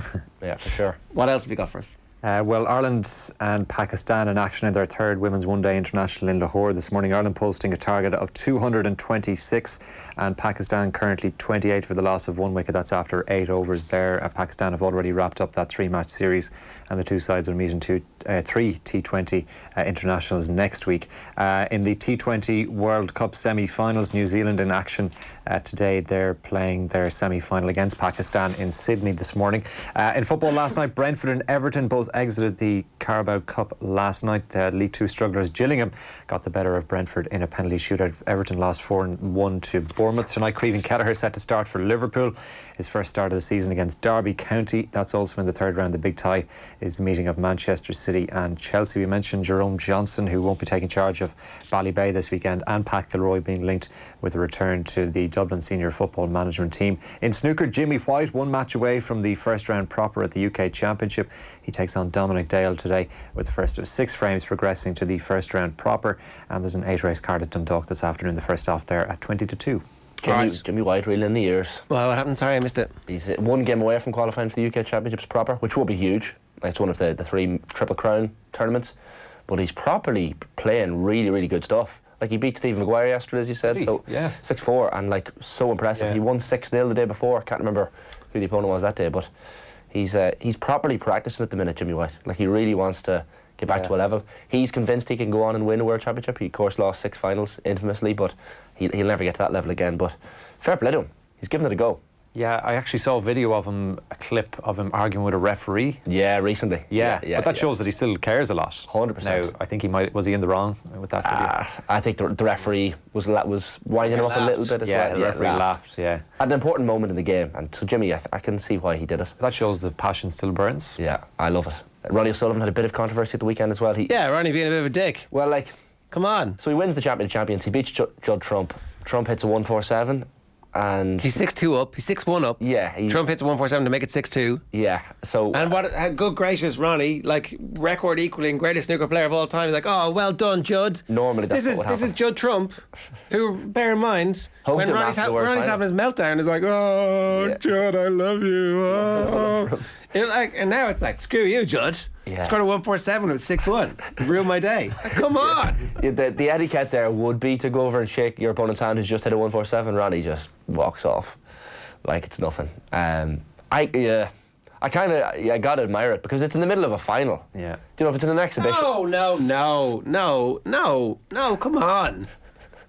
Well, like if he goes over and hugs him and shakes his hand Don't and everything. hug him. Just go, well done. That wasn't bad. I'm Yeah. going to kill you. Okay, fair. It would have been quite simple to just shake his hand and move on and just say well done and walk into the toilet and have your little break. Yeah, it was the most Ronnie thing ever. It was very Ronnie, and maybe that's why you love him. I don't know. OTB AM brought to you with Gillette in association with Movember. Effortless shave, magnificent Mo. You can sign up or donate now at Movember.com. Thanks very much for that call. That's pretty much what's in the papers this morning and your sports news. Daisha Dude says Tom Mullally coached Naas versus Glenmore of Kilkenny last year. No drama. I think for a lot of people it's relatively straightforward. Did Tom have 3 sons playing for? Well, is that the caveat then? Glenmore and. I don't know if that, because John McEntee, of course, didn't have 3 sons and 6 nephews playing for Cross against Tiltibert a few years ago, but I don't know if that matters. It's still your club. No, maybe it does matter. You've got sons. You're literally telling players to go out and mark your sons, and here's the weak points, and here's how to wind them There's up. that great clip that we play all the time of Harry Redknapp. Was it Les Seeley telling somebody to go out and do Jamie, and he's like, yeah. Hang on a second. Wait, that's my son. He's like, but and in fairness, that's all professionalism. So that's slightly different. Right, it is 8:51. Keith Wood is with us. Keith, good morning to you. How are you? I'm very good, sir. How are you? We're having a debate this morning, right? There's an Ulster Club Football Championship match where the manager has decided that of one club that he can't manage his team this week because he's playing against his own club and his 3 sons are playing. You've got 3 sons. Could you ever coach against them? I never coached against them, no. I coached them a little bit when they were smallies, but even that I think is too hard for me. So I fully get it why a coach wouldn't coach. I remember on a Lions tour, actually, Gatlin coached against his son. Oh, yeah, that's right. Bryn. So that was quite... I'd say that was quite a challenge for him, you know. See, I thought maybe you'd be one of those dads who'd be like, I'm going to teach these 3 a lesson now and just remind them that I'm the big dog here. Yeah, no, I've given up on that idea. I'm not the big dog anyway. They're all bigger than me at this stage, which is quite disturbing. Well, the Farrell family have done it, haven't they? Andy's gone, sent Irish players out to destroy his son, Owen. Yeah. Bit of a weakness on his left side tackling, maybe, or maybe he doesn't say anything about it. Anyway, let's move on. Ireland against South Africa before we talk about the Munster selling out Páirc Uí Chaoimh, which is like a really interesting little kind of consideration in all of the conversations we've been having recently. Now that the dust has settled on the South Africa game, what's your takeaways from the weekend? Well, I was hoping. I think we got what I was hoping for. I was hoping that we would be able to stand up to the weight, the aggression, the power, the bomb squad. That we wouldn't be. That we wouldn't stand up to it just alone, you know, that we would try and think our way around it. And I felt that's what actually happened. I thought the selection was pretty good.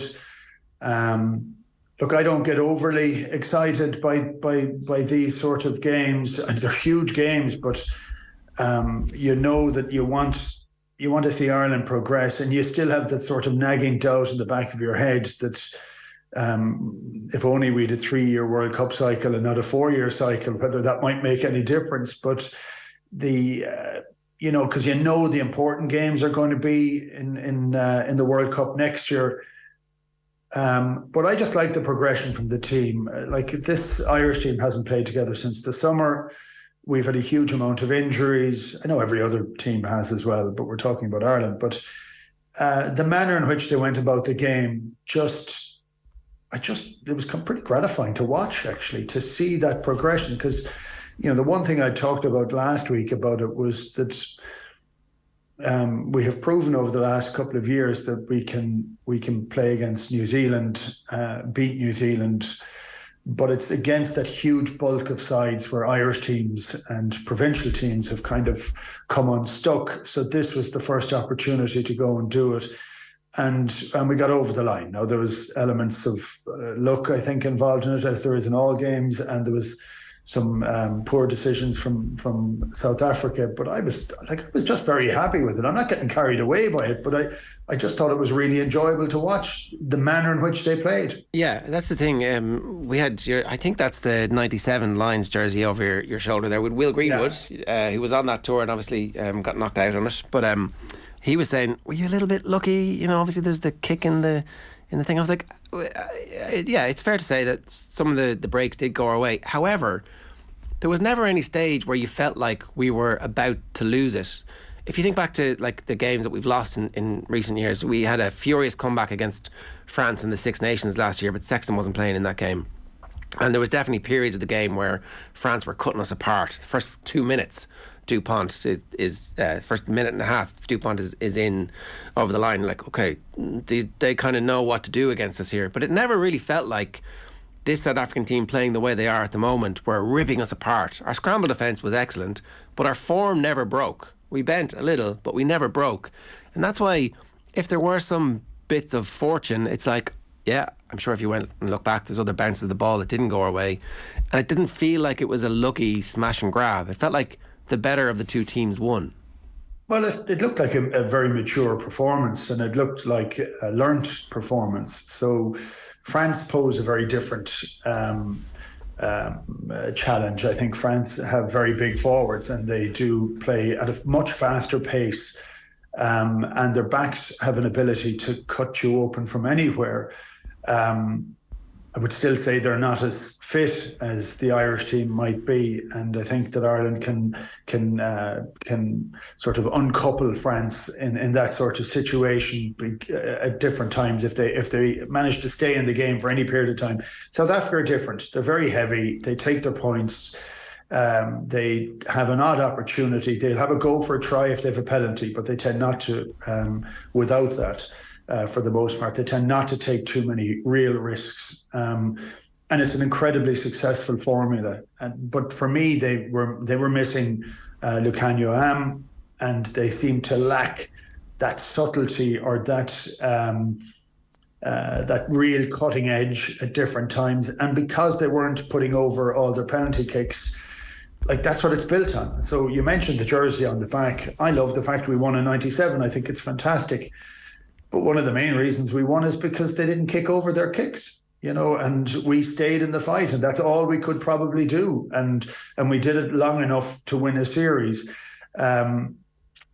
South Africa playing without a guy who kicks 95% of their kicks, it really doesn't suit them, because that's how they play. They kick, they keep the scoreboard ticking over all the time. And by dint of pressure, if they keep doing that, they will take a couple of opportunities late on, and they would steamroll a lot of teams. Yeah. So that's where I would be really happy with Ireland. And I thought we managed to match an awful lot of their contact really well. We stopped them very early. I was really happy with it. The look for me is we still could have lost the game if they were popping over the kicks. I know we missed a couple as well, but our game isn't built entirely around keeping the scoreboard ticking over like South Africa's is.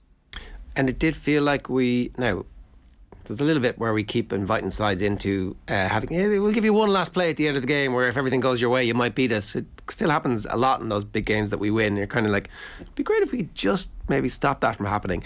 But that aside, you definitely felt like we were responding to whatever they were throwing at us. And when we needed to aggress, particularly at the start of the second half where we scored the 2 tries back to back, it was like, well, now's our time at bat and we're going to take advantage of it. It's that maturity that you're talking about. The other thing we talked to Greenwood about was the impact that the attack coach is beginning to have, and how, not beginning to have, it's now over the last year, and just how the attacking style of the team is really clear to see. And maybe, we need to talk about the whole coaching ticket. O'Connell obviously gets a lot of credit for them all, and Easterby's getting his credit. Is it time that we also started to talk about, the attacking flair of this team is great to watch? I think that's part of it. I would break it down one step further and say that there has been a fairly significant philosophical change in what the players are allowed to do. And I think we were very programmed, which was very successful with Joe Schmidt until it wasn't successful. And I just think there is a bit more of a man management idea and an opportunity for players to express their skills. There are some wild cutout passes that wouldn't have happened 2 or 3 years ago. And I think it took a period of time to be able to do it. So I do think the philosophy makes a change. But I also think the types of players we have make a change. And I think Mike Catt is obviously consistently working with those players to giving them the confidence to try different things and building out the attacking process, which, you know, we've talked about this before, but it protects Johnny Sexton far more. Now, he did get smashed up a couple of times, but he didn't look vulnerable being smashed up. Whereas, again, I thought 3 years ago, he looked very vulnerable getting smashed up. I thought he played really well, like brilliantly well. But all the players seemed to be comfortable to have a bit of a go. And one thing we didn't mention about it as well was, you know, Ireland had a lot of injuries in the game, and that could have had a huge impact, and often has a huge impact, and didn't actually. And so it looked like the squad of 23 played their part. And of course, Keith, we only really won the game because of some poor refereeing decisions, if you're to believe a certain South African director of rugby. And Rassie was very complimentary about you. Remember his South African A game just last week? He was complimenting you massively, and I know he's a popular figure in Munster, but sour grapes, is it? The whole Twitter post? Look, I don't quite know what's going on there, and if we ignore Rassie for a moment, I get a little bit frustrated with the laws of the game because there is so much down to timing, maybe to subjectivity. For the fans, if you're one-eyed, you only see one half of elements of it. I still kind of watch games. I mean, I know people when I watch games with them. I still watch it as an old BBC analyst, where you're looking at the game and trying not to put emotion into it too much. Of course, you have emotion into it, but you try and look at the game with a bleak eye and to see what is the right thing there. I mean, I thought Bealham got away with a couple of scrums. You could argue that on that side, but that's what every single scrum is like. And you get away with what you get away with in some of them, and how the referees interpret what's happening in front of you. I think the laws are making it difficult for the referees. They're a bit vulnerable at the moment, and I don't think we can be giving out about them, and coaches can't. But I do think that we need to tidy that up a little bit more and give them a little bit more power on the field. Not that it has to be dissected by slow-mo immediately. A lot of the slow-mos make rugby very difficult, and I know you have to be careful for people who have been hit in the head, and I think that that's really important.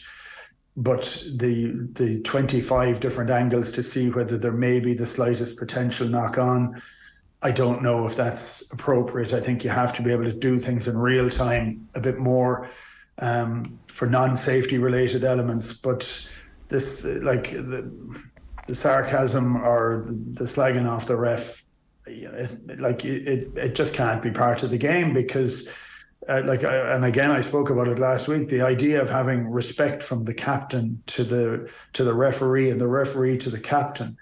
We kind of need to get players to shut up as well and try and bring it back to that point of where the people who are allowed to talk are the ones who manage the game, which are the captains and the ref. Important for World Rugby to start saying something about that, to start taking the lead on that, and in a public way. Like we so frequently think to the World Cups and the implementation of rules, and that sets the tone for the following 4 years. You think of the tip tackle, for example, which now all of a sudden isn't a red card anymore. But like they first started going, okay, that's all red card the whole way through, and it had a massive impact in a World Cup semi-final when Alan Rowland red carded the Wales captain. like that was the right call because that was the right decision, and World Rugby had decided that. So over the next year, do we get like a point where it's a yellow card anytime anybody talks to the referee who isn't, like something has to happen, because otherwise Razzie's going to keep doing this, the pressure's going to keep ramping up, the referee constantly in their own head going, what's Razzie going to say on video about this? Like it's a very, very tenuous thing that rugby has that other sports are jealous of, but they can go like that. Well, it can go, and there's reasons for it, and but if you're allowed to get away with it, you do. So if it goes down to the law and the spirit of the law, if you march back a guy for talking to you, for shouting at you, if you bring it out, if World Rugby bring it out saying, listen, the only person that's going to talk now is the captain. Now, you have to get the ref to treat the captain with respect too. Sure. You can't have the ref being dismissive, which happens sometimes, which would drive me to distraction. But and you need to have the captain not to query every single decision. There's a time and a place, and you need to pick those things that you have as well. That's the way it used to be, and it's drifted away from it a bit. But I do think that needs to come back in. And yes, I think World Rugby need to take the lead on that. Okay. We should talk about the fact that Munster have sold out Páirc Uí Chaoimh for the game. Like, that's a phenomenal... The power of the Munster brand is still sensational. It's obviously the novelty of the game in Páirc Uí Chaoimh, but it does still signify something special, latent a little bit in the Munster brand, does it? Oh, I think it does. It's long overdue, and it's funny, I've spoken to a couple of Limerick rugby supporters over the last couple of weeks, and they're saying, well, they're kind of, what's the story? Will this be a leading away from Thomond Park down to Páirc Uí Chaoimh? I hope so, a little, actually. I think it's very important that Cork gets fully engaged with Munster, and I do think that some of the URC matches in particular at 7:30 at night time with a bad road from Cork to Limerick makes it really hard to go up and support it. So I do think it's a fairly large province, but we need big matches in Cork as well. We need all the support we can get, and I think it's short-sighted to think that everything should be just in Limerick or Thomond Park, although Thomond Park is fantastic on those big days out. So the opportunity to be in Páirc Uí Chaoimh is fantastic. The opportunity to have 44,000 people at a game is fantastic. I'm delighted that the GAA have opened up the ground for it. And I think this is an ideal game to start, but I would still like to see a big game, a big European Cup game in Cork. I think that would be appropriate as well in the years to come. So hopefully this gives the opportunity to be able to maximise the support that we have in Munster for the Munster rugby team. And I do think at times that hasn't happened fully. Yeah, it doesn't feel as if Munster GAA and Munster rugby are competing in the same way that other sports might be competing in other parts of the country. It seems like if you're a Munster GAA fan, it's very easy for you to be a Munster rugby fan. If you're a Cork hurling fan, it's very easy for you to, if you're a Kerry football fan, it's very easy for you to also support Munster. It seems like a very natural thing. I'd say it's the one part of the country where the sports are, the fandom is most aligned. Now, maybe people in the comments are going to tell me I'm completely wrong about that, but it doesn't feel like that division that exists in other parts of the country is there. I think they fit pretty well. I think sometimes it gets overplayed when Limerick have been doing incredibly well, that there's a dearth of players coming through the system. I think that can be an excuse rather than anything else. I don't know whether this is true, but I'm trying to trawl back into a memory I have, but I have a feeling Mick Mackey, famous Limerick hurler from the 50s and 60s, I know I was in school with his grandson, but I have a feeling that he was one of the nominated GAA people to go to rugby matches to catch other people that were going there, the GAA people, because he used to be banned at that stage, because he was going to be there anyway, because he was such a huge fan and a huge supporter of rugby. He was going to go to all of them anyway. And I always think there was that sort of an idea that when that ban was on, that never really fit very comfortably down here. And I don't know. I think people are sports fans. I mean, we don't have to have it as a straight up and down competition all the time. Look, but I'm thrilled that, like, to get 44,000 going to a match in Munster is phenomenal. So, like, this is a great opportunity for us. When you look at days that went past where if Munster were to play a big semi-final and it needed to be in a bigger stadium, well, we might be able to do it in the Gaelic grounds now, or we might be able to do it in Páirc Uí now. That those big matches can be kept in the province if that's acceptable. That would be fantastic. There's a real element of Graham Rowntree creating a special occasion around this as well, Keith. Like he's talked about not taking the players out onto the pitch or into the stadium in Páirc Uí until the game starts itself. Of course, the kickers will go a little bit earlier in practice, but there is that moment. There's going to be that moment where the players walk out, and for them, it's a unique special occasion as well. Well, it's interesting looking at Graham, and they've, like, Munster have had a fairly hard start to the campaign, and things haven't gone well, and they haven't played particularly well.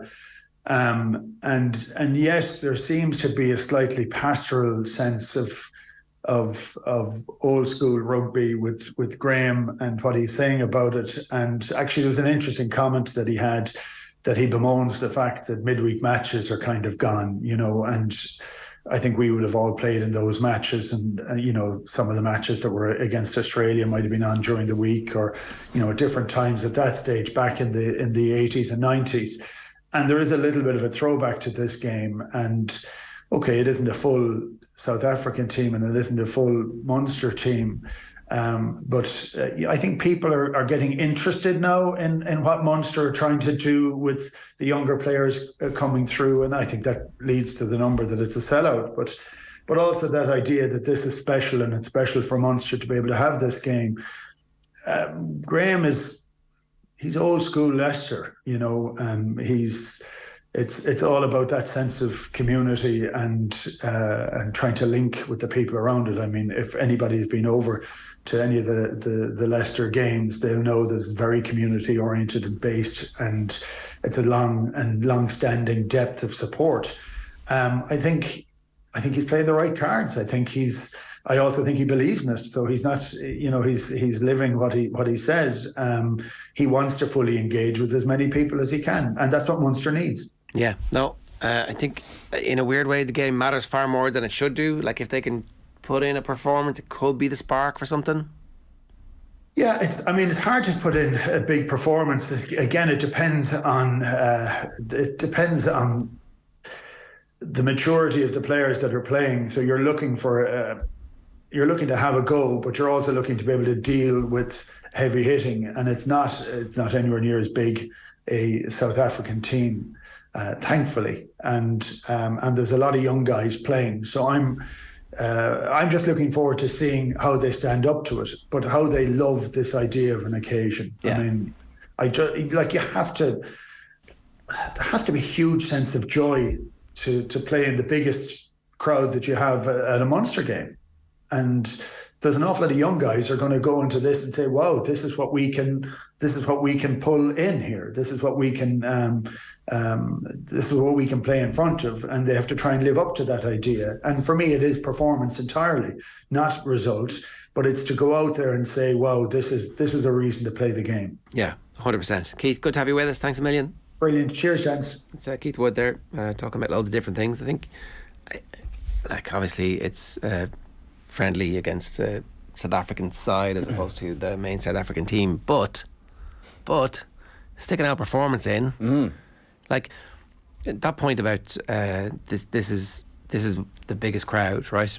Like, that is what those Munster players are part of. They're part of this long line of absolutely steeped in history, really amazing power of jersey, and they wrote a play about it. Yeah. And we just need to see a bit more of that from the team, allied to what the Mike Prendergast blueprint is trying to do, and convincing the forwards to take that extra pass and use the footwork, and it's like the meld of modern stuff and tradition. I don't know. But it adds a little bit of interest to it, the fact that so many of Munster's main players aren't available. Like, we're getting a chance to see some players against a decent South African team, albeit not their number one team. And that was the case in the All Blacks game. Yeah. It wasn't the first choice. You know, you go back and you look at some of the names who played and you're like, well, it turned out they all went on to have really good careers. Decent. Or they were excellent players at the time. So, big opportunity for them, and fingers crossed. It is a fair point, though, the whole Cork, GA fans are also Munster rugby fans. You don't get that in Ulster, for sure. You don't really get it in Leinster? No, and in Connacht, maybe Connacht is the second most province where you can be a Galway, Mayo, Roscommon, Gaelic football fan and also a Connacht rugby fan. But in Munster, that cohesion between sports is definitely most prominent, and that's a good thing. And I think, as Keith says, moving it to Páirc Uí Chaoimh and having a game of this magnitude in Páirc Uí Chaoimh and 41,000 odd people is huge for rugby in Munster, and that we probably won't be able to see the influence of it for a few years, because you could have kids there at this game in Páirc Uí Chaoimh tomorrow night who remember this forever. You'll see some big Springboks taking on the boys in red. So yeah, more power to them, and I think spreading it around the provinces can only be a good thing. What kind of a response will Jason Jenkins get from the Munster faithful? Mixed, you'd imagine. A little bit of ribbing back and forth, there's no harm, I think, in a game like this. You want a bit of an atmosphere, and I think with 41,000 odd people in Páirc Uí Chaoimh, interested to see what the atmosphere is like, because we know what it's like in a massive hurling game in Páirc Uí Chaoimh, but is it different for a different sport? Maybe totally different, because everybody's cheering for Munster. Yeah, well, that's it too. When it's like Cork versus Limerick, there's at least 35-40% Limerick. Yeah. A bit of a cauldron then tomorrow night. In fact, it's under lights as well. I'm interested to see what the atmosphere is definitely like for that game. 15 minutes past 9 this morning. If you want to get in touch, we'd love to hear from you. 0879 180 180 is the WhatsApp number. After the break, we're going to be joined by Luke Loughlin, who is through to the Leinster Football Championship semi-finals with the Downs after beating RD at the weekend. Back after these. OTB AM on OTB Sports Radio, Ireland's first and only sports radio station. Have you subscribed to the OTB Football Podcast? I'm sure you've seen the film Raging Bull. I love talking about this film, but there are several times that you see things from the perspective of the boxer, played, Jake LaMotta, played by Robert De Niro, and you see it in slow motion. And for the truly great sportsperson, Neymar is in this category. Things are happening in slow motion. Neymar can push the ball between your legs because he just sees things. Subscribe now to the OTB Football Podcast stream wherever you get your podcasts, and download the OTB Sports app. OTB Sports Radio, live 24/7 on the OTB Sports app. Right, 17 minutes past 9. You're very welcome back. I'm delighted to say Luke Loughlin is with us this morning. Luke, good morning to you. How are you? Well, lads, how's things? How are you getting on? Yeah, good. How are the preparations going for the next round? Well, we haven't trained yet since the weekend, so look, it hasn't really hit home yet, I think, because we put so much emphasis on the county final at Lomans. Like they were just that monkey on our back for so long that I think now everything is just a bonus, if you get me. And I think training out tonight will really we'll ramp things up. We're looking forward to the next 2 weeks. It's a great chance, actually. So, talk to us then about the build up to the Lomans game, will you? Like, if a team is a monkey on your back, how do you talk about it? How do you deal with that? How do you prepare for it? How do you try and chisel them off? They had beaten us at times, so Lomans are a great team and they've got great players, and I know a lot of them personally, but like they'd been in 8 county finals there in a row, right? They'd won them easy, they'd come back, they'd lost, they'd have done it every sort of way, and like they've beaten us by a point in semi-finals, they've beaten us, they've hammered us, I think it was just our time, everyone's coming to I think we're just growing up a small bit more, like maybe we weren't ready, we'd no real leaders, we just prepared properly, and a lot of that goes down to Lara. I think he got us right mentally, and he's a special man. He's a madman, but he's a special man, all right. And I think a lot of it comes down to the way he had us. Like, he left no stone unturned. Like, I can't go into like the detail the man goes into. It's just he leaves nothing nothing to chance. And I think that's what we were missing. You know, maybe we were just trying to play them 15 on 15 for too long. But this time we were just ready for every scenario. And I think that's just all it comes down to Laird at the end of it, that he had us that ready, you know. And did you talk about the opposition much in the build-up, or did you, like, how much of that do you do? Because you obviously have to, like, on an individual basis, your job is going to be, like, you know, they have some good players, as you said. Someone needs to look after their main man, and so obviously you have to do that. But you can't talk yourself into, this is a superpower, and Jesus, you know, we need to be really, really worried about that. Yeah, I know. Yeah. So a lot of it was for us. So we had a good season, and a lot of it was for us. We'd finished games brilliantly. So we played a couple of championship games where we went the year unbeaten there, but it was at the end of games we were brilliant. So we just always knew that we were just in it at the end. We'd win. Like, he put that belief in us. Whereas, you know, before we were like, we just didn't have the bottle to go on and maybe, you know, go into the next year. Whereas this time, we just knew if we were in it, we'd win it. And it actually is as simple as that. It's just a mindset thing. And it's not just one person believing it, it's a whole club. Everyone in the club just felt it was our year this year, you know, and, you know, it's a special thing that's happening out in the Downs at the minute, and I'm just so happy to be a part of it, to be honest, you know. It's 17 years, Luke, as well. Like, you talk about a gap for a club, like, so year on year, that weight of expectation and hope that you can bridge that gap becomes stronger, you'd imagine. Yeah, it does.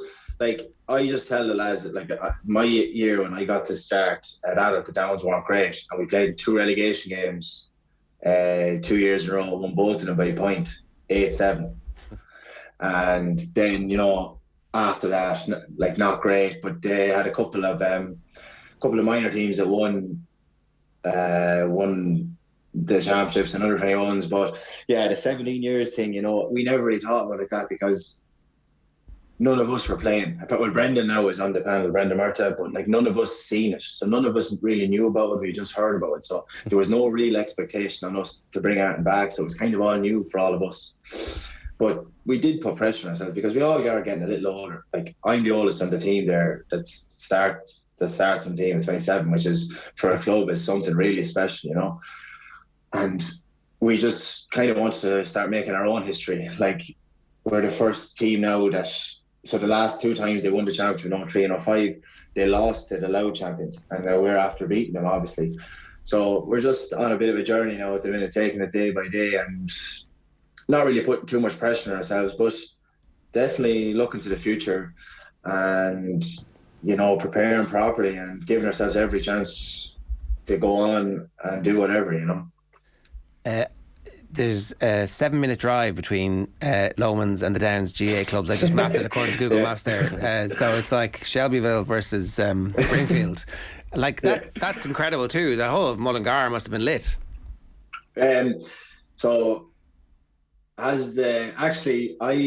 trained with Loughlins for a month when I was about 9, I think. So that's where I started my footballing career. But I play hurling with Clonkill, and a couple of the Loughlins lads play hurling with Clonkill. So the clubs are very close. You know, we'd be a bit more country club. We're kind of just on the N4 there near Kinnegad, and they'd be more town. But we've a lot of players from all around, you know, big club. But there is a great rivalry there, and such respect. Like, they were great. They've been great champions, you know, great champions, great team, you know, and just nice lads as well. You know, that's all part of sport. But like, you can't win everything, and there's always, no matter how good you are, there's always someone that can beat you, you know, on any given day. And this time it was your turn to beat them. And thank God. And so the aftermath of that, the outpouring of emotion, to get up to that high and then to come down and then to get back up for a match. We were just talking about this with Slattery earlier. They won the league and then had to go out in the cup the next week and managed to do it. What was that like? That whole experience? It's just 2 ways I can look at it. So, like, just like the club perspective, right? So, like, it was amazing. Like, I can't, like, it was so up and down, but it was a kind of I was able to take it all in. But then, like, on personal, so for me before, like, ups and downs, like, so I would get, the highs were so high for me that, like, even just winning a game like that, I would, even without drink, like, I would get hard to work the next day because lows were so low for me. But now I'm just kind of, it's hard to say, but I'm almost flatlining. So like, I'm not getting as excited by things, but then the trade-off then is that I'm not getting as down by things either. So I can just enjoy them like I just gotta say, like a normal person. But then, which is obviously great, you know, because it just shows where I am mentally, and that's obviously a blessing. But for the club there, you know, like going to the schools, all these things that you kind of take for granted, it's just so special, you know. And like even now the club's going to have to have dinner dance next year. Like, it's just, you know, class stuff that you nearly forget about, you know. When you're talking about the highs and the lows there, I think some people will be familiar with your story, but other people won't be too familiar. What do you have to not go and celebrate? Can you go to can you do all the stuff apart from like what can you and not do at the moment? So I go tell you now, I can't drink anyway. That's the big. No, I can, and like just say the night of the final there, like I was so happy to just. But I think people just accept now that they're not drinking is just part of my life, and I just love playing, and I think that's where like nobody would expect me. Like even I'd say if I didn't even go to the celebrations, I'd say nobody would care because the playing is my part. I don't feel like I'm missing anything. I'm going to be honest with you. In my lifetime, I've celebrated that county final 100 times, you know, for no reason. And like sometimes I feel like I'm missing out, but then I have to think about, right, look, if I drink or whatever, like you have to just think of where you'll end up or who you're going to hurt. Because for me, like that's what always happens. Like just always ends up bad. Like there's just no good outcome of it, and I accept that, and that's part of my life. But then sometimes as well, I can stay out maybe a bit too late just to be seen to be kind of involved, and I actually just don't enjoy it, so I just go home. I'm like Houdini and just gone, you know. And that's a safe place for me, is to know that I can always go home. Like it's different there in a different country, like just say the Westmeath holiday there. The lads that went on it, they obviously had a great time and they played great when they came back. But that's another part for me there. Like if I just start to feel uncomfortable somewhere, I just can't go home. Like I was in Mexico, I can't just. Right, so you didn't. That was. No, I didn't go. No, yeah. So that's wisdom, though, right? Like. Maybe. It definitely is, right? Like it's the bit where previously you would have put yourself in danger, you would have experienced the danger and not been able to deal with it. Now you're like, that's a danger zone. I'm just going to avoid it. But it wasn't even that. Like there's obviously loads of ways to look at it, but I didn't mind any of the downs that's going. They completely deserved it. But I just felt me being captain or joint captain with Mark and a little older, and I felt almost guilty going. I was like, I just have such a great opportunity with the Downs here that I can go to Mexico anytime. And like this sort of stuff just doesn't come around too often. And I always thank God I paid off, because I would have had a fairly sad head on me Monday morning now. But, you know, everything happens for a reason, I think anyway. And that was definitely a decision I think that I got right. You had that incredible year with Westmeath and the Tailteann Cup success as well, Luke, like, which was just incredible, and to see the scenes when you came back to Westmeath as well was really lovely. You then made that decision, I guess, to bring people who weren't familiar with your story, this story of just a few days after the match. Was there any thinking behind the timing of that, or? No, actually, Sinead Hussey from RT had got in contact with me before that, and she had wanted to do something. It just happened to be around the time of the Tailteann Cup, actually, and obviously it came at a great time, because obviously it wouldn't have been the same if we'd lost. But so I did the interview, whatever, and like the reaction I got from it was crazy. I couldn't believe it, like, you know, and to see the amount of people then that still get in contact with me that are going through some of the same stuff. And like a lot of people they kind of just coast through life and just get comfortable in the uncomfortable, you know, like they don't sort anything that's wrong. Like, not saying everyone has to go to Career for 3 months. I wouldn't wish it on my worst enemy at times, to be honest, but like I think we're just so consumed with what other people think that we nearly just let our problems lie type thing and just keep carrying on with life and don't sort things. But I was just so happy that I felt like when I came out with Coomera, I kind of had this, like, people were kind of looking at me different. They were looking at me different before I went in there, but they were definitely looking at me different when I came out. And now I kind of had this, like, it's a weight off my shoulders now. It's just part of my life. I just don't drink. I obviously don't do drugs. I just try to live a healthy as life as possible. And thank God for football at times, because, you know, there was times in my life when I didn't have it, and there was times that I hated it. And even there, I was injured there after the Celtic Cup. I got injured for, I think, 2.5 months, and telling you, it's fairly low after that. You know, you can't do anything. Like, you know, sometimes when lads get injured, that's when they can start enjoying themselves a bit. I couldn't do anything, like, no, you know, and that's where your head can get at you. So that's when you have good people around you. You get back to the things that, you know, work for you: meditation, trying to exercise, all this sort of stuff, you know. How old were you when you went to Coomera? I was 26. Okay, so it's recent. It's last year. Yeah, but I was 500 days sober yesterday, actually. Wow, congratulations. Monday. Yeah, it's great. Yeah, when you put it into numbers, it's kind of cool. Yeah, it's cool for me anyway. I was 26, so yeah, I went to Coomera in a tie. I was there for 3 months, and I'm going to be honest, I actually had a great time there.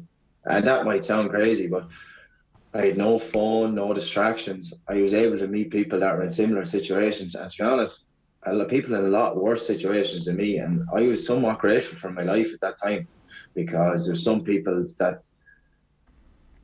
their livers had given up, and I was heading that way. Like, there was no doubt about it. I was getting to that stage, and people with no family, and, you know,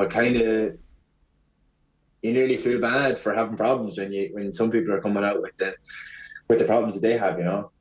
Can I just take you back to a bit before that? You talked about, you know, people don't get upset anymore when you leave, or you do the old Irish goodbye on nights out. Were you a public drinker? Like, were you drinking around like locally? So you would have been known as a drinker? No, definitely, yeah. Like, I would have been known as a headbanger. That's right. As simple as that, yeah. Like, I could go out there on a Friday night. I might go home till Monday evening or Tuesday, you know, and like and I'd love to, you know, the way sometimes people's lives that happens once in a blue moon, or once. I was doing that on the daily, you know, not on the daily, on the weekly, every weekend. And, you know, you can't live like that. There's only so many chances people give you, and I'm so lucky. The amount of people that tried to help me, and I was just so in denial of the problems that I had that I kind of pushed them away. And I'm still lucky that a lot of people stood by me. A lot of people I pushed away in my life that I might never get back, and that's something I have to live with because of the stuff I done and my actions. But I am very grateful for the people that are still in my life and that do so much for me. Like, I'm going to be honest, until maybe recently, I was a glorified, like, I was wrapped in bubble wrap, like, you know, I was an adult baby. You know, I was always someone looking after me. I'd always someone knowing where I was. And it's nice in a way, but you kind of just have to get on with your life. Like, the novelty now, I say, of me being sober it's kind of over now. And it had been over the last while, but it just shows that people just care about you. And everyone has a few people that do care closely about them. And I'm lucky I have so many people that look out for me. Like, even before games, you know, like, people I might not have seen in years, you know, text me before every game, you know, just best of luck and delighted to see you're doing well, you know. It's nice. Nice feeling. It's amazing how important you speaking out as well, Luke, has been and will continue to be for other people. Like, I remember you in your interviews last year even speaking about abandonment issues and like trying to deal with those things, and like that's something that will touch a chord with a lot of people that maybe hear you speak, and you're a person of influence as well, that they take that on board. Yeah, that's it though. Like, it's nearly getting better getting advice off a stranger than off the people you love you most, because I find as well, like, you know, just say my mother is very close to me and whatever, like, just before she could be giving me advice, but the last thing you want to do is listen to the person closest to you. But when a stranger speaks it might it might hit something different, or someone that you can relate to. Obviously, a lot of young lads involved in sport have kind of reached out to me with stuff, and like it's very hard, to be honest, to get back to them all because it takes up a lot of my energy. So sometimes I just have to say, look, I'm not a counsellor, I'm not a professional, but this has worked for me. But because there was a time there, like I was kind of getting invested in people's lives a bit too much, and it was kind of wearing on me, like, you know. But them issues are all like, we all suffer with a bit of something, and like not everyone's perfect, but like I don't mind speaking about it because not that I'm over it, but I just know how to deal with it now. And like, if there's a way someone can get over their issues without having to go through the suffering maybe that I went through or someone else went through, why would I hold on to that knowledge when I can share it with someone else and help them? Like, helping someone is such an easy way to make yourself feel good. Like, I'm not saying that's why you do it, to make yourself feel good, but like when you can help someone that's going through something, like that's fulfilling them. Like that's fulfilling a bit of a purpose for me, I feel, like helping someone, you know. And I get a great kick off that. So if you've got any problems, let them on me here and I'll help you. So is this going to change your life beyond the obvious? Like, is this going to change the course of what it is that you want to spend your time doing on a day-to-day basis? Well, like, so to be honest, I still don't know what I want to do. So I've been in the army, I've been in college, I've worked jobs, worked in pubs, just you name it. But so I recently just been chatting to my girlfriend or whatever, and just she's kind of a deep enough person, so we kind of talk, and she could say like, so what's your purpose? Like, and when I think about it, like maybe helping people, so in somewhere, so I had to take action to get into that. So I started an online PT course in Atlanta. So there's a way that I can maybe start into something. You get me? I don't know how. PT, personal what? Training and strength conditioning. So it's like, it's just nearly, I don't know if that's going to help, but that's taking action.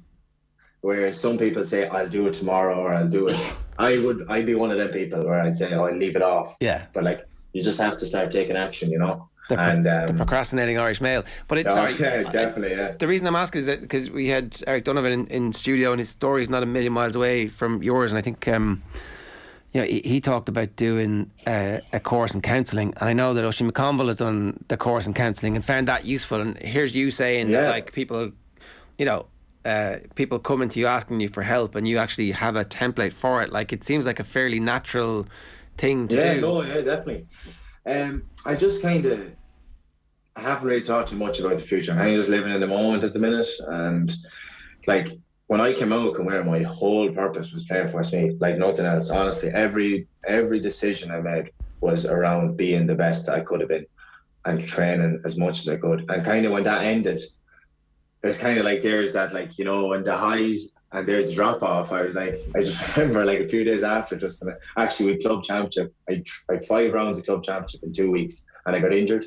And I just remember after I got injured, just been like sitting. I was in one of them boots, like a boot for my foot, and just been sitting on my couch, and like, what do I do now? Like, what do I actually do now?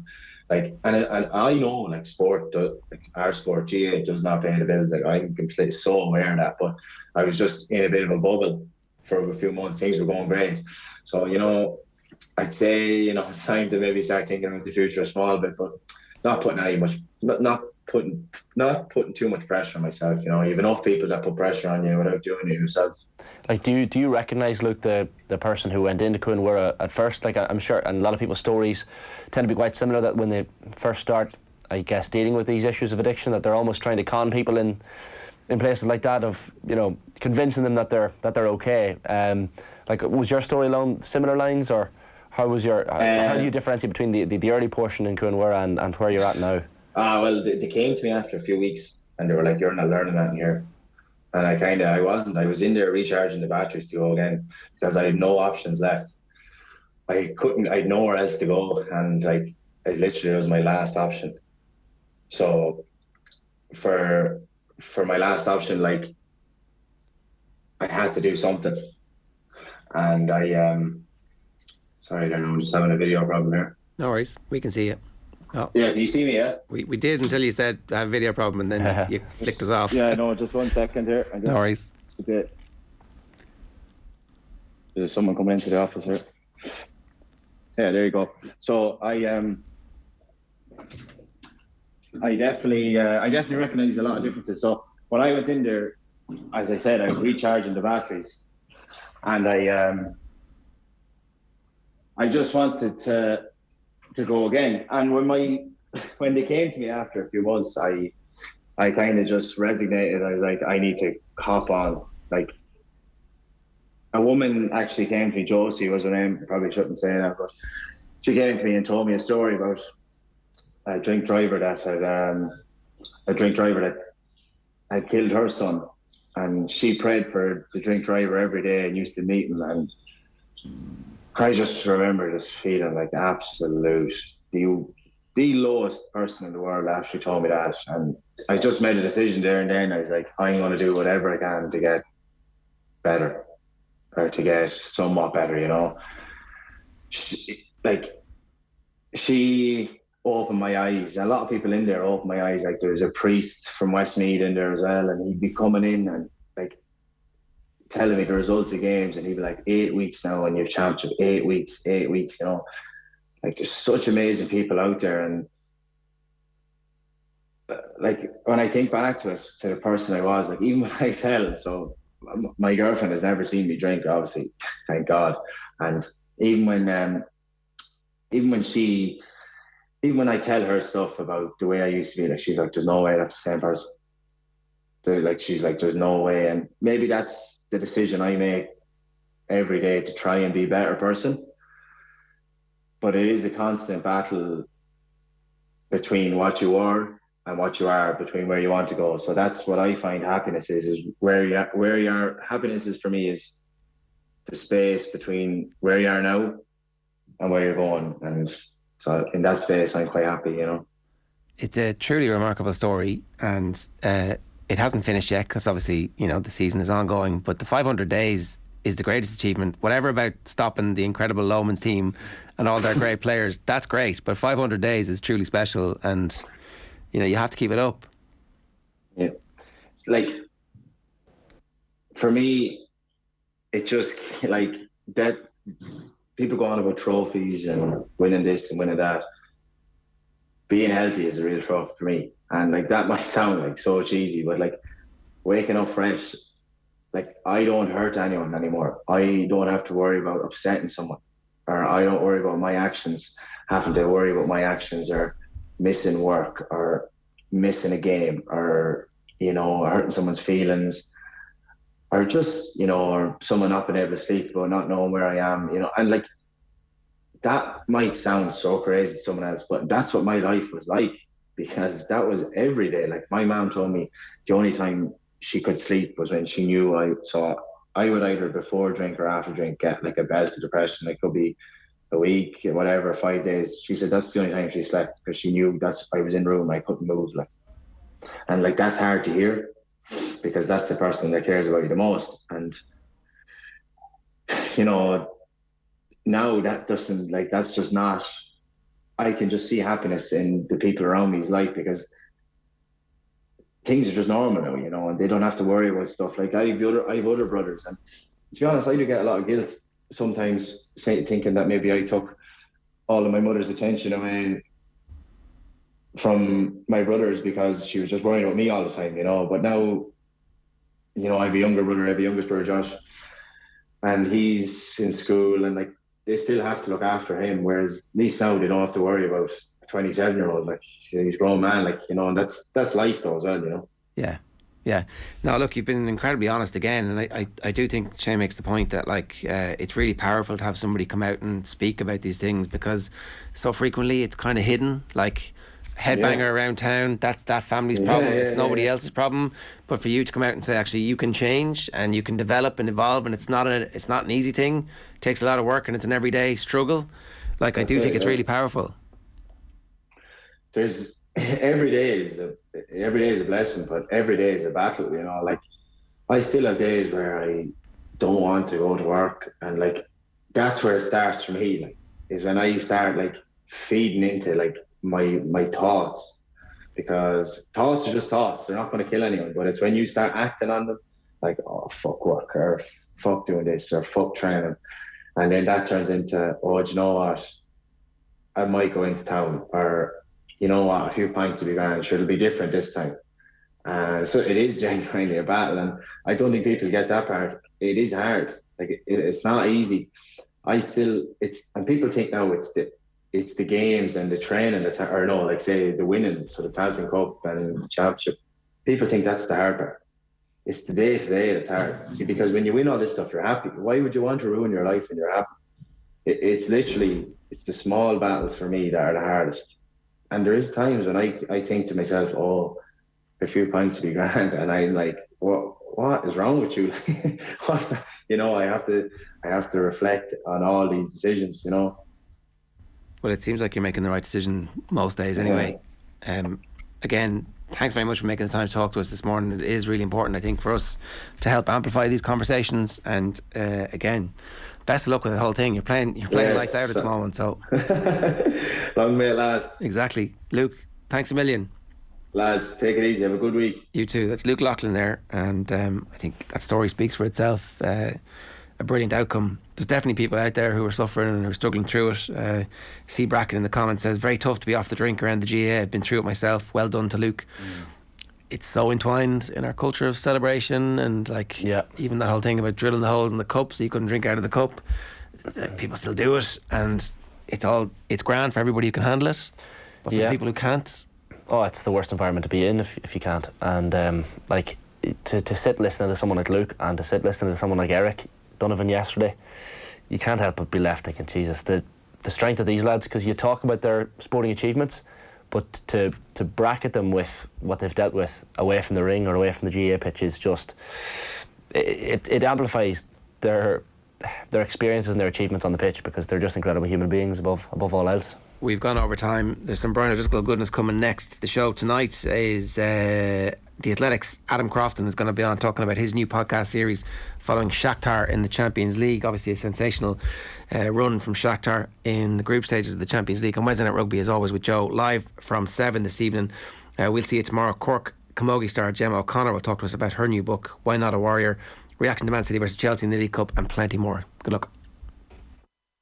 You're welcome along. Happy to say Brian Driscoll has joined us in studio. Good afternoon. Hello. Afternoon, Joe. How's it going? Very well.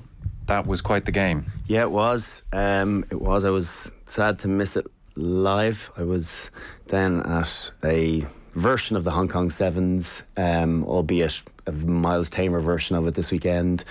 So yeah, I literally was going to sleep as it was kicking off, or trying to go to sleep, and then woke up literally right after full time and saw that it was a positive result, and then only got to see the game probably when I arrived home yesterday. So excuse my ignorance on some factors, but I've only seen it once. Most of us have only seen it once. Okay.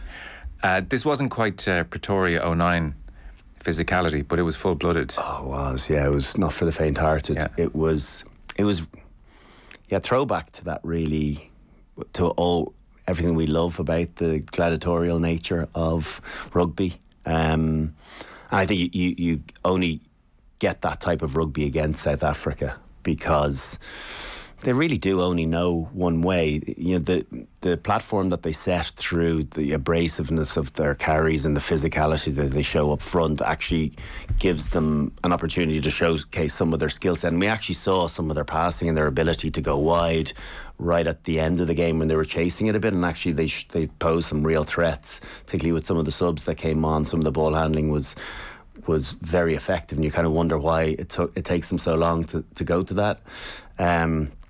But for large parts, Ireland had the answers to their physicality through the pods and through the huge runners. And you have to remember, and sometimes you can't fully appreciate it on TV, is the sheer size of these men. Etzebeth, Steph du Toit, Mossart, Luke de Jager. These are gigantic humans. Yes.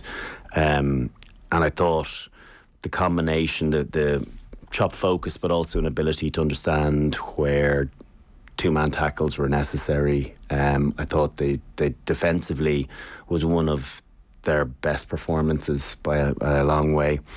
And And then there were other unbelievably pleasing aspects, and I think the catalyst for large parts of the confidence of the performance came from their maul defence. I thought that was the best it's ever been.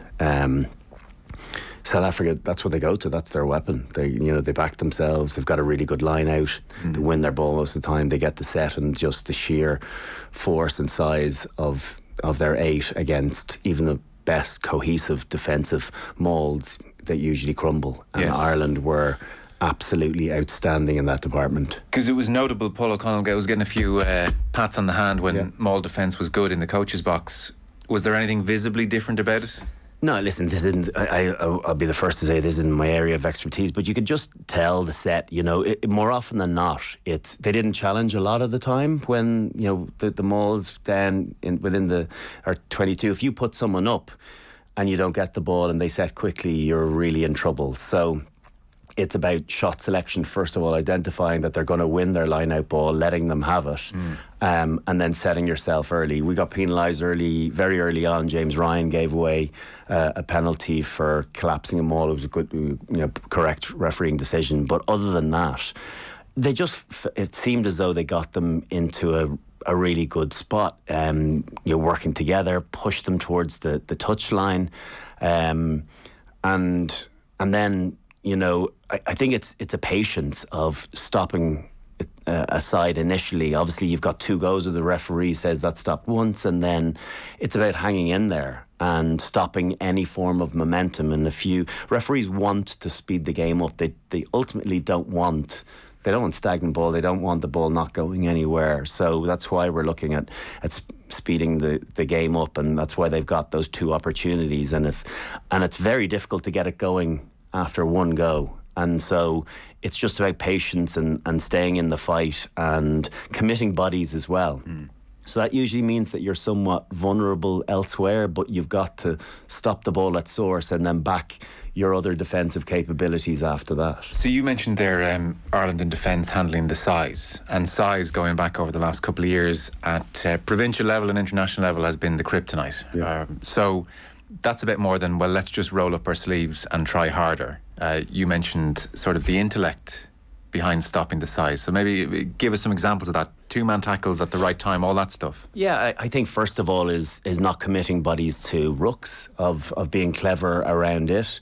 I think that's where we've got an edge over lots of teams on both sides of the ball, is our efficiency at the ruck, where there is a chance to identify where there's something for a Josh van der Vlier or someone to have a little poach. We saw Caelan Doris getting a turnover where they didn't put any number into a collapsed tackle, and so good access in to be able to steal it. We know Ty Byrne is one of the best in the world at it, so it's a real weapon of ours, and Irish teams in general. I think we're very effective at pilfering ball. But it's knowing when that opportunity arises, not having anyone lying on the ground. So tackler, second effort getting up to try and counter ruck or getting back into the defensive line to create extra numbers. The worst thing is to have a couple of bodies dead on the floor, because straight away you're going to have at least 2 in the backfield. And then it limits your numbers in the front line, and so that has a knock-on effect to the speed that you can get off because of the separation of the players. So all of these things are cumulatively add up to the overall line speed and effectiveness of a defensive line. Because I'm sure many of us watching that first 15 minutes where Ireland made in excess of 50 tackles were thinking, how sustainable is this?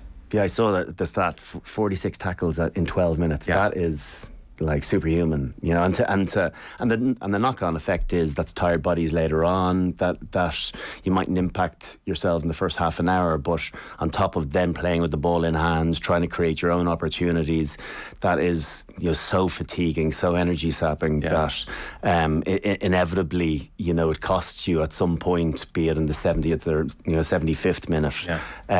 But that wasn't the case. And I wanted to ask you, because you've been out there at that extraordinary level, akin to a boxer punching himself out.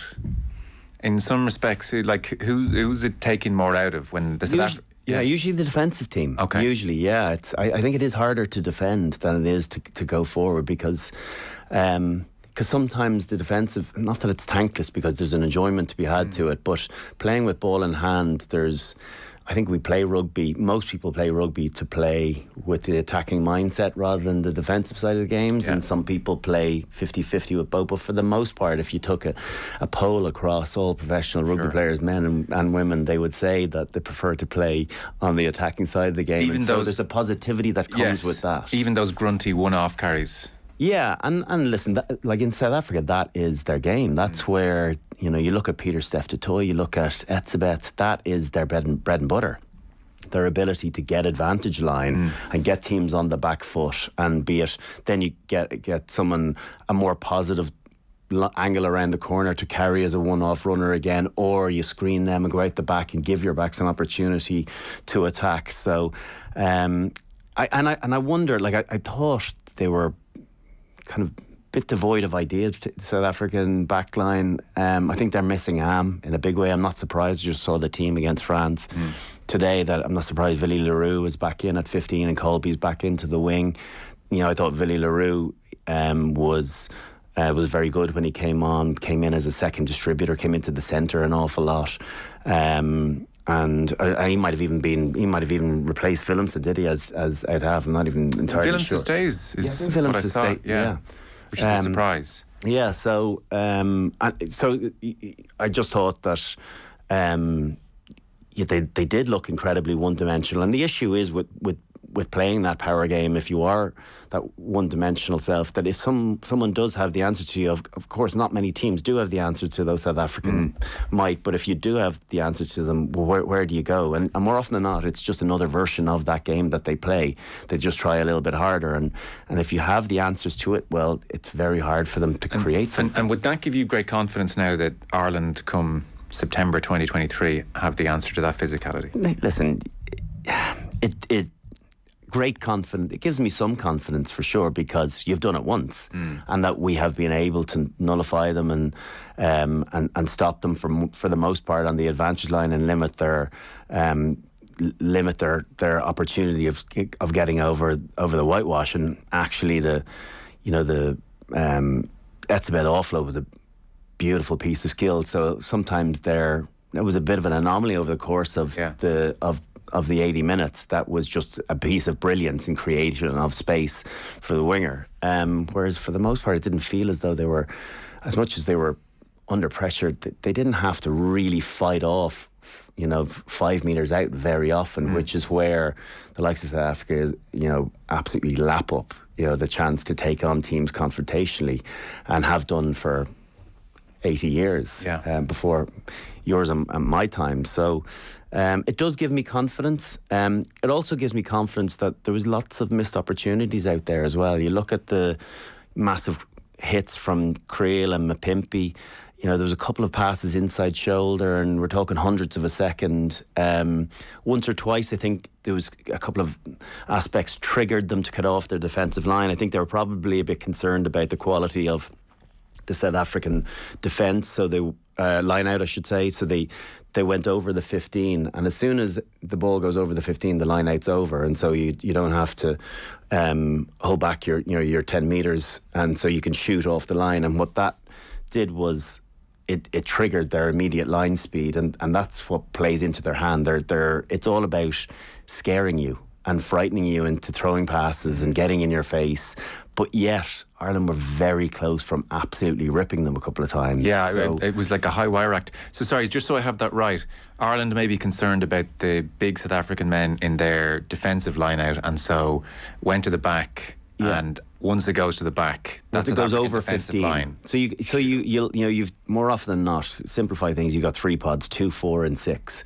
And as soon as the back lifter steps over the 15, the ball, if they step over the 15 and they don't go to them, technically the referee should penalise them, because you're not meant to leave that 15 unless the ball goes to that pod. As soon as he steps over, then you're entitled to encroach on the 10 metres. And so sometimes teams do that to trigger you to do that, to shoot off the line, and then maybe you might put a little dink over the top, knowing they're going to be charging, or you might do a kind of a dummy off the top and a little peel play around the corner. Whereas I kind of got the sense that you look at their their 2 second rows, even Mostart when he came on, but Lou Diego and Etzebeth, and then Peter Steph-Totoy, one of the best line-out operators in any back row in the world. You look at those 3 possible pods. No team wants the ball at 2, so they only have to single pod the number 2 jumper, and then they can double pod elsewhere, and the strength of some of their front rowers as well, the ability to get players up on their own, plus these are proper athletes as well, so they try and pod 2 and 4, and they'll give you the ball at 2 if you're really after it.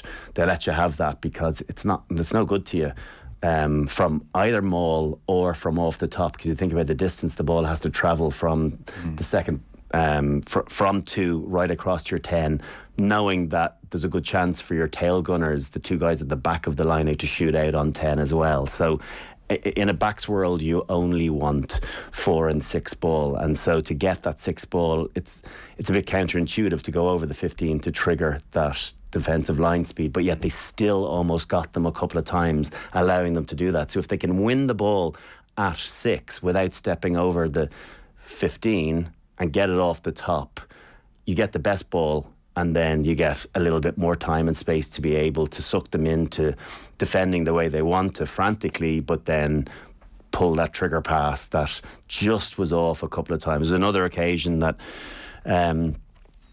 off scrum, I couldn't believe how tight they were playing off scrum. They play 4 up. It was like it's like something you see in the OTB AM with Gillette in association with Movember. Effortless shave, magnificent.